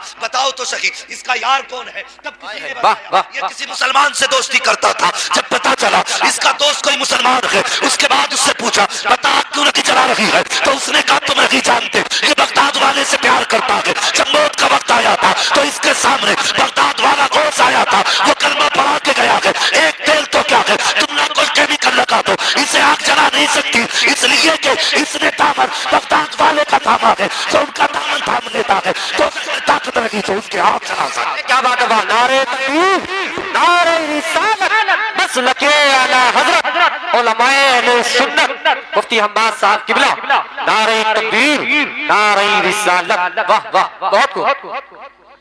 तवज्जो है आपकी? अल्लाह अकबर। अगर उनका दामन गैर मुस्लिम थाम ले तो बेड़ा पार हो जाता है। जो सारी जिंदगी बगदाद वाले के 11वीं खाते रहे, मुझे बताओ उन्हें गौसे पाक कैसे नजरअंदाज कर सकते? क्या बात है, वाह वाह वाह वाह। और गौसे पाक है कौन, कितनी शान वाले? अल्लाह अकबर। मेरे गौस की शान तो ये है, आप खुतबा इरशाद फरमा रहे हैं, तकरीर फरमा रहे थे, तकरीर के दरमियान में चील आकर के आवाज करने लगी और खलल पड़ गया गुफ्तगू में। कुछ लोग उसकी तरफ मुतवज्जो होने लगे। गौसे पाक की जुबान से निकल गया, तू क्या है, तुझे मौत आ जाए। इतना कहना था, पट से जमीन पे गिरी। ये नहीं गिर के खत्म नहीं हुई, खत्म हो के गिरी थी, इसलिए कि गौसे पाक ने कह दिया था तू कौन है, क्या है, तुझे मौत आ जाए। तकरीर खत्म हुई, जब निकले तो रास्ते में परिंदे को मरा हुआ पाया। आपने फरमाया ये परिंदा कैसे मर गया? किसी ने कहा हुजूर तकरीर के बीच में आपकी जबान से निकल गया था। तुझे क्या हो गया, तुझे मौत नहीं आ जाती? आपने ठोकर मारी, फरमाया जा उड़ जा, तुझे मारना मकसद ना था।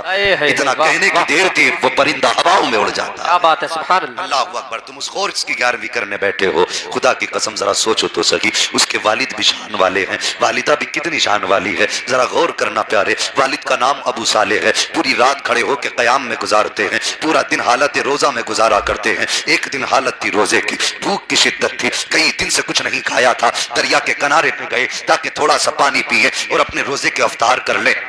बैठे थे दरिया के किनारे पे, आपने पानी पिया, अचानक देखा सेब आ रहा है, आपने हाथ बढ़ाया, सेब को उठाया, भूख की शिद्दत थी, खा लिया। अल्लाह अकबर। सेब का खाना था, जैसी सेब हलक से नीचे आया है दिल में हलचल हो जाती है, दिल आवाज देता है अबू साले तूने सेब खा लिया है। मालिक से पूछा नहीं था, अगर इससे खून का कतरा बन गया तो बता फिर खुदा को कयामत में क्या जवाब देगा? अल्लाह अकबर। इस ख्याल का आना था कि दिल में चैन हो जाता है, फिर ख्याल आता है चल चल के इसके मालिक से पता करते हैं, पूछते हैं इसका मालिक कौन है, उसकी तलाश में निकल पड़ते हैं। मुझे बता तो सकी, तुम लोगों की जायदाद हड़प कर जाते हो, कभी दिल में एहसास तक नहीं होता है, यतीमों के माल हड़प लेते हैं, कभी दिल में ख्याल तक नहीं आता है। और इन दुकानदारों, अल्लाह भला करे तुम्हारा, इनके बाट जाकर के तोलो तो 1 किलो के बाट में 900 ग्राम वजन होता है। ये बिजनेस करने वाले लोग लोगों की आंखों में धूल झोंकने के बाद अपना बिजनेस किया करते हैं। तुमसे किसने कह दिया कि खरीदार को खबर नहीं है? तू क्या समझता है, अगर खरीदने वाला खबरदार नहीं है तो सुन ले, मदीने वाला मुस्तफा खबरदार है, जिसने पैदा किया है वो खुदा खबरदार है। अगर चाहता है तेरे घर में बरकत हो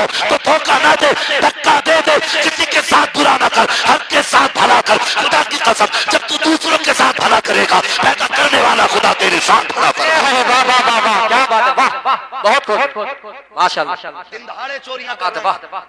मार्केट में जाना, आप कपड़े की दुकान पे इतनी लाइटें लगा रखी हैं, अंधा बना के बेच रहे हैं कपड़े को। जी जी, हक बात है। लोगों की आंखें फोड़ के कपड़ा बेचा बेशक। और दुकान पे लिख दिया हाजा मिन फजल रब्बी, यही बात है। ये मेरे रब के फजल से है। पूरी जिंदगी लोगों के हक खाते रहे, बिल्डिंग बनाई, लिख दिया हाजा मिन फजल रब्बी। शर्म नहीं आई? और तेरी ऐसी बिल्डिंग पे लानत जो किसी का दिल तोड़ के बनी हो। अल्लाह की रहमतें बिल्डिंग नहीं देखा करती, अल्लाह की रहमतें तो नियतें देखा करती है। अगर दिल साफ होते हैं तो उसकी रहमतें छप्पर पे बरस आती हैं, अगर दिल साफ नहीं होते हैं तो उसकी रहमतें बिल्डिंगों को ठोकर मारती हैं। क्या बात है, वाह वाह। जवानों सोच बदलो अपनी और अहद करो हलाल रोजी खाएं। बोलो इंशाअल्लाह। इंशाअल्लाह। हलाल रोजी तलाश करो, अपने बच्चों को हलाल रोजी खिलाना। आज बिना सोचे समझे हलाल लुकमे खिलाए हमने और उसके बाद कहते हैं बेटा जूता लेके सामने खड़ा है, बता खिलाया क्या था, कमाई कहां से की थी, किसी का हक मार के तो नहीं लाया था। और दुकान पे लिख देते हैं कि साहब खरीदा हुआ माल वापस नहीं होगा। क्यों? इसलिए कि घर जाके ऐप पता चल जाएगा। हजरत इमाम आजम अबू हनीफा रहमतुल्लाहि तआला अलैह, जिनकी हम पैरवी करते हैं, उनकी कपड़े की दुकान थी। किस चीज की? कपड़े की दुकान। कपड़े की दुकान। एक दिन बादल हो गया, बादल जब होता अचानक अंधेरा हो जाता है, और उस वक्त लाइट का तो दौर नहीं था, चरागों का दौर था। वो अंधेरा हो गया, आप दुकान बंद करके असर से पहले जाने लगे। किसी ने कहा हजरत अभी तो शाम भी नहीं हुई है, इतनी जल्दी दुकान बंद कर दी? आप कहने लगे अब दुकान में अंधेरा है, कपड़ा साफ नजर नहीं आ रहा है। कहने लगे कहीं अल्लाह का कोई बंदा आया और धोखे में घटिया माल को अच्छा समझ के ले गया, तो फिर मैं अपने रब को कयामत में कैसे मुंह दिखाऊं? वाह। क्या ये सोचे हैं हमारी? हमने तो बल्ब ही इसलिए लगाए कि लोग अंधे हों और उठा के ले जाएं। नो का माल सीधा 90 में बिक रहा है। अभी लॉकडाउन लगा था, सबने देखा होगा। मुसलमान तेरी सोच के बारे में सोचता हूं मैं, दुकानों पे सौदे महंगे कर दिए, जी जी जी वो हमने इतने फायदे हासिल किए कि गरीब तरस गए एक चीज के लिए, और हमने फायदा कमाने के लिए वो गरीब को न दिया। बेशक कैसे कहते हो हम मोमिन हैं? ये ईमान का हिस्सा है, इसे ईमान कहते हैं। अल्लाह अकबर। आज मार्केट में चले जाओ, अगर किसी मुसलमान ने कपड़े की दुकान रख ली, अच्छी चल रही है, तो दूसरा वाला उसके सामने दुकान रख रहा है। हाँ, अगर कोई फल ठेले का लगा के खड़ा है और उसके आगे उसकी बिक्री हो रही है, तो दूसरा भी ठेला उसके सामने लगाता है। और फिर देखो बेचने के तरीके, चुपके बुला के बेच रहे, इधर से आजा। और खरीदार भी कम जालिम नहीं है, खरीदार भी बड़े जालिम है। अगर दो खड़े, एक कहता 70 में तो दूसरा कहता 65 में, तो ये भाग के 70 वाले के पास जाता, कितने में? कि 70 में, कि वो तो 65 में दे रहा है, तो कहता तू मुझे 64 दे जा। फिर यहां से हटता उसके पास जाता, तू कितने में दे रहा है? बोला 65 में, कि वो तो 64 में दे रहा है, तू 60 में ही दे जा। ये कम जालिम थोड़े ही हैं, ये मजबूरी का फायदा उठा के खरीदते हैं। नहीं, मुसलमान किसी की मजबूरी का फायदा ना उठा, किसी की दुकान के आगे ये सोच के दुकान ना लगा कि इसका ग्राहक मेरे पास आएगा। रोजी तेरी फिक्र से नहीं मिलती है, रोजी रब की जात से मिला करती है। रज़ाक अल्लाह है, नेक नियति से बाजार के अंदर चला जा, और वो खुदा जो पत्थर के अंदर गिरने को रोजी दे सकता है, वो जमीन के ऊपर मुस्तफा की उम्मती को भी रोजी दे सकता है। वाह वाह वाह, सुभान अल्लाह सुभान अल्लाह। बहुत हकीकत तो ये है कि हमें रब की जात पे भरोसा ही नहीं रह गया। जी जी हाँ, नहीं है भरोसा। अगर भरोसा होता तो ये सितम ना करते। बगदाद की मार्केट में 2 मुसलमानों की दुकान थी, खुश होते हैं अगर आज किसी दुकान पे ग्राहक ज्यादा आ जाए तो वो बड़ा खुश होता, कहता आज मेरी लग गई, और मुस्कुराता, कहता आज इसकी दुकान पे एक भी नहीं आया। जी यही बात। बगदाद की मार्केट में 2 कलमा पढ़ने वालों की दुकान, एक शख्स कपड़ा खरीदने आ गया और एक दुकान में चढ़ के कहने लगा मुझे वो कपड़ा निकाल दे। उसने कहा नहीं, ये कपड़ा मैं तुझे नहीं दे सकता। कहने लगा मैं तेरा पुराना ग्राहक हूं। बोले होगा, मगर आज मैं तुझे ये कपड़ा नहीं दूंगा। कहा क्यों? कहा तुझे अगर ये कपड़ा ही खरीदना है तो सामने वाली दुकान पे चला जा, उससे खरीद। कहने लगा यार मैं तेरा पुराना ग्राहक हूं और अपने ग्राहक के साथ कोई ऐसा तो नहीं करता। उसने कहा बात बाद में करना, जा अगर कपड़ा खरीदना तो उस दुकान पे चला जा। वो गया, उसने कपड़ा खरीदा, उसी रेट में कपड़ा मिला। वापस आके कहने लगा यार बता तो सही, अब तो मैंने कपड़ा भी खरीद लिया, तूने मुझे कपड़ा क्यों नहीं दिया? उसने कहा सुन, मैं सुबह से दुकान खोल के बैठा हूँ, वो भी सुबह से दुकान खोल के बैठा है, मेरा कपड़ा मेरी जरूरत के मुताबिक बिक चुका है, लेकिन मैंने सुबह से देखा है सामने वाली दुकान पर कोई ग्राहक नहीं आया है। वो सुबह से हाथ पे हाथ रख के बैठा है। मेरे दिल में ख्याल ये आया कि शाम को मैं घर जाऊंगा, मेरे बच्चे दौड़ के आएंगे, कोई मेरे दामन से लिपटेगा, कोई मेरे कदमों से लिपटेगा, कोई कहेगा बाबा आ गए हैं, कोई कहेगा मेरे लिए क्या लाए हो, कोई बच्चा कहेगा बाबा पैसे चाहिए। कहता है कि मैं तो अपनी जेब से पैसे निकाल के दे दूंगा, लेकिन सामने जो मुस्तफा का गुलाम बैठा है, इसकी दुकान पे कोई ग्राहक नहीं आया है, मैंने इसलिए तुझको भेजा कि अगर शाम को ये खाली हाथ जाता तो ये अपने बच्चों को कौन सा मुंह दिखाता, अगर इसके बच्चे इसके कदमों से लिपट जाते तो ये अपने बच्चों को क्या जवाब देता। कि मैंने तुझे इसलिए दुकान पे भेजा था, बेशक तू मेरा ग्राहक है, अगर मैं कपड़ा बेच देता तो मुझे मुनाफा मिल जाता, लेकिन कपड़ा बेचकर मुझे मुनाफे की जरूरत न थी, बल्कि उसका कपड़ा बिकवाकर मुझे अपने मुस्तफा की रजा की जरूरत थी। तूने कपड़ा उससे खरीदा है, वो ग्राहक राजी होगा जैसे कि वो दुकानदार राजी होगा, साथ ही में मदीने वाला मुस्तफा भी राजी होगा। सुभान अल्लाह। नारे तकबीर, नारे रिसालत, मसलके आला हजरत उलमाए अहले सुन्नत मुफ्ती हम्माद साहब किबला, नारे तकबीर, नारे रिसालत। वाह वाह, बहुत। और मैं अक्सर कहता हूँ रोजी अल्लाह देता है।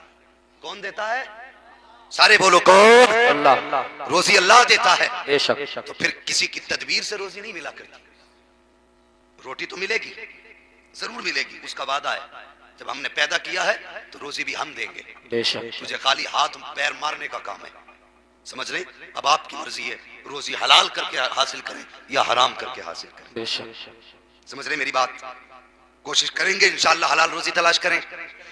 बोलो इंशाअल्लाह। इंशाअल्लाह। जवानों में अक्सर जवानों से बात करता हूँ, इसलिए कि बूढ़ों की तो गुजर गई, और बड़े बूढ़ों को मैंने कहता सुना है कि मोटा दरख्त अगर हो जाए ना तो उसे अगर तुम टेढ़ा करना चाहोगे, अगर टेढ़ा हो सीधा करना चाहोगे, वो टूट तो सकता है, सीधा नहीं हो सकता, सीधा नहीं हो सकता। और जो पौधा नया नया परवान चढ़ रहा हो, अगर कमजोर है तो डंडे का सहारा लगा के सीधा कर लो, जी जी। अगर और बढ़ गया है तो फिर उसके खपचे बांध के सीधा कर लो, अगर और हो गया है ऊंचा तो रस्सी बांध के सीधा हो सकता है, लेकिन कभी बूढ़ा दरख्त सीधा नहीं हो सकता, नहीं हो सकता। और रब चाहे तो 100 साल के दरख्त को भी सीधा कर सकता है, उसके कर्म से, उसके फैसले से कुछ बईद नहीं है।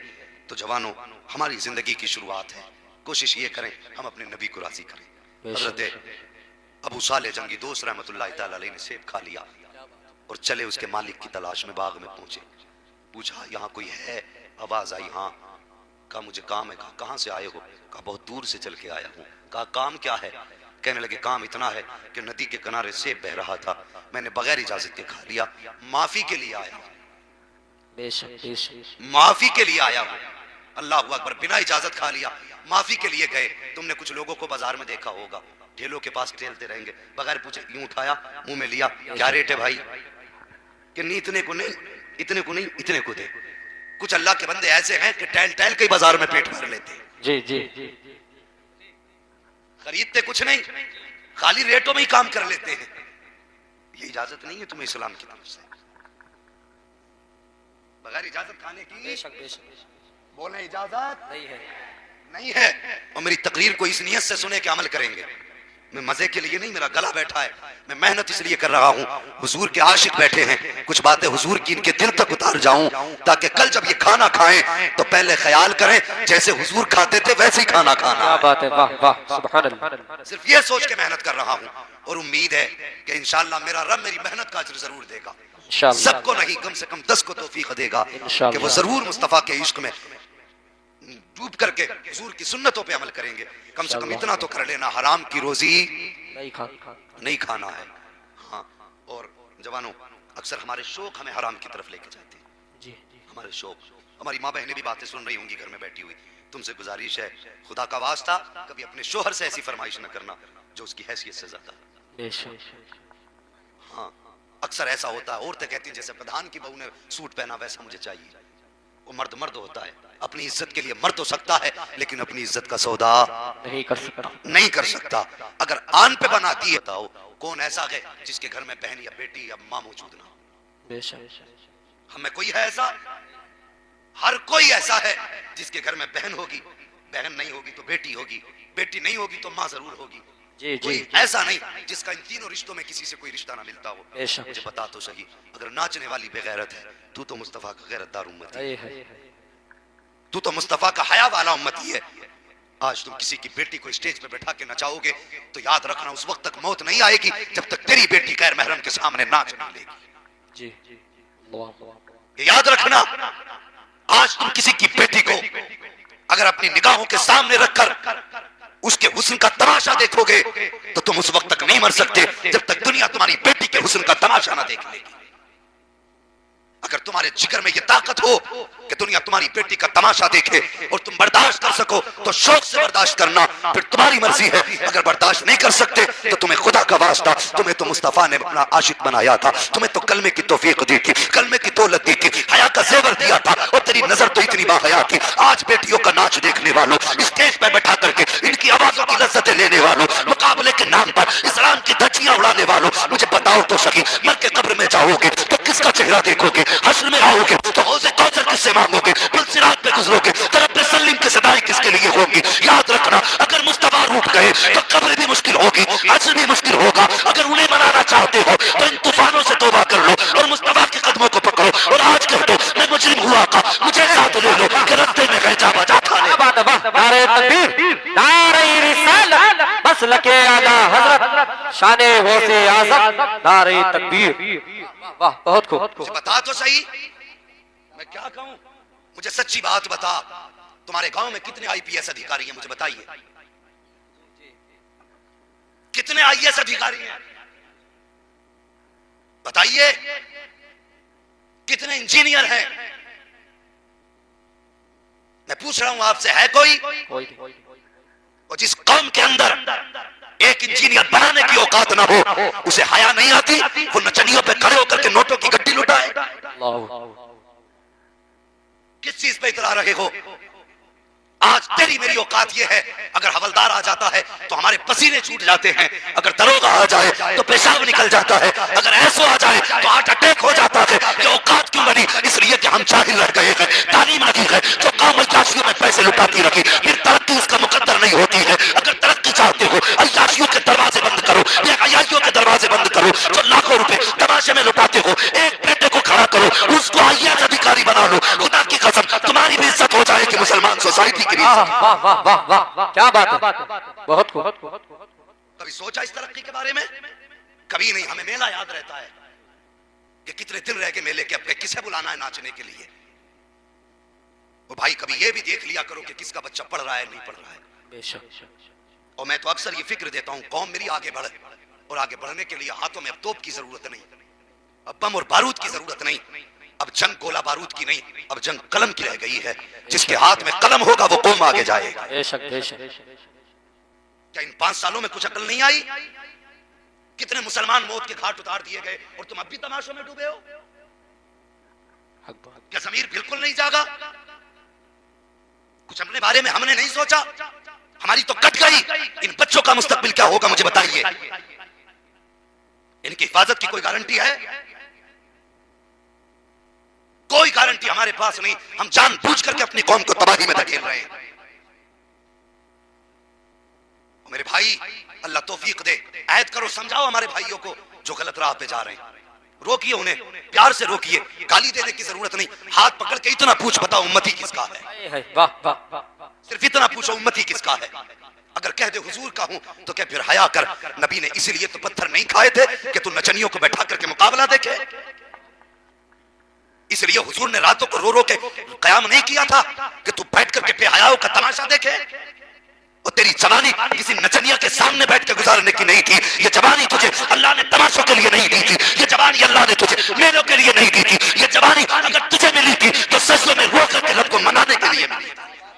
रसूलपुर था, इसी जमीन पर आपके वालिद किराम ने एक छप्पर डाला था, एक झोपड़ी डाली थी। अल्लाह अकबर, आप पैदा हुए, यतीम हो गए, और यतीम 9 महीने आप माँ की गोद में रहे। 9 महीने के बाद माँ भी दाग जुदाई दे चली। फिर वो खातून जिन्होंने आपको पाला वो कोई और नहीं बल्कि हजरत बारिश पाक की दादी हजरत राहतुन निसा थी, जिन्होंने अपने पोते की परवरिश की। आप जब कुछ साल 4 साल के हुए या 7 साल लगभग हुए हैं तो आपकी दादी आपको मदरसे के अंदर लेकर के गई, अल्लाह वाले के हवाले करके कहा था, लो मेरे बेटे मेरे पोते को तालीम दो, मुस्तफा का इल्म सिखाओ। अल्लाह अकबर, उस्ताद भी बड़े अजीब थे, रातों दिन आपसे काम कराया करते थे। लेकिन बस्ती वाले भी अजीब होते हैं, कहते मौलवी पढ़ाने आया कि काम कराने आया है। इस तरह के ताने। कोई जाके कहने लगा, राहतुन निसा बात सुनो, तुम अपने पोते को जिस मौलवी के पास छोड़ के आई हो ना वो काम ज्यादा कराता है, पढ़ाता कम है। अल्लाह अकबर, आपने फरमाया ये मेरा मामला नहीं है, अब उस्ताद जाने या शागिर्द जाने, अब उनकी मर्जी है, वो जैसे चाहे पढ़ाए। लोग इकट्ठा होकर के आए, आके आपके उस्ताद से कहते हैं, हजरत जी कुछ इस बच्चे को पढ़ा भी दिया करो, इससे काम कराया करते हो। उस्ताद मुस्कुरा के कहते हैं, कभी से पढ़ने की जरूरत नहीं है। कहा किस लिए? कहा आओ बेटे, सरकार वाली से पाक को बुला करके कहा था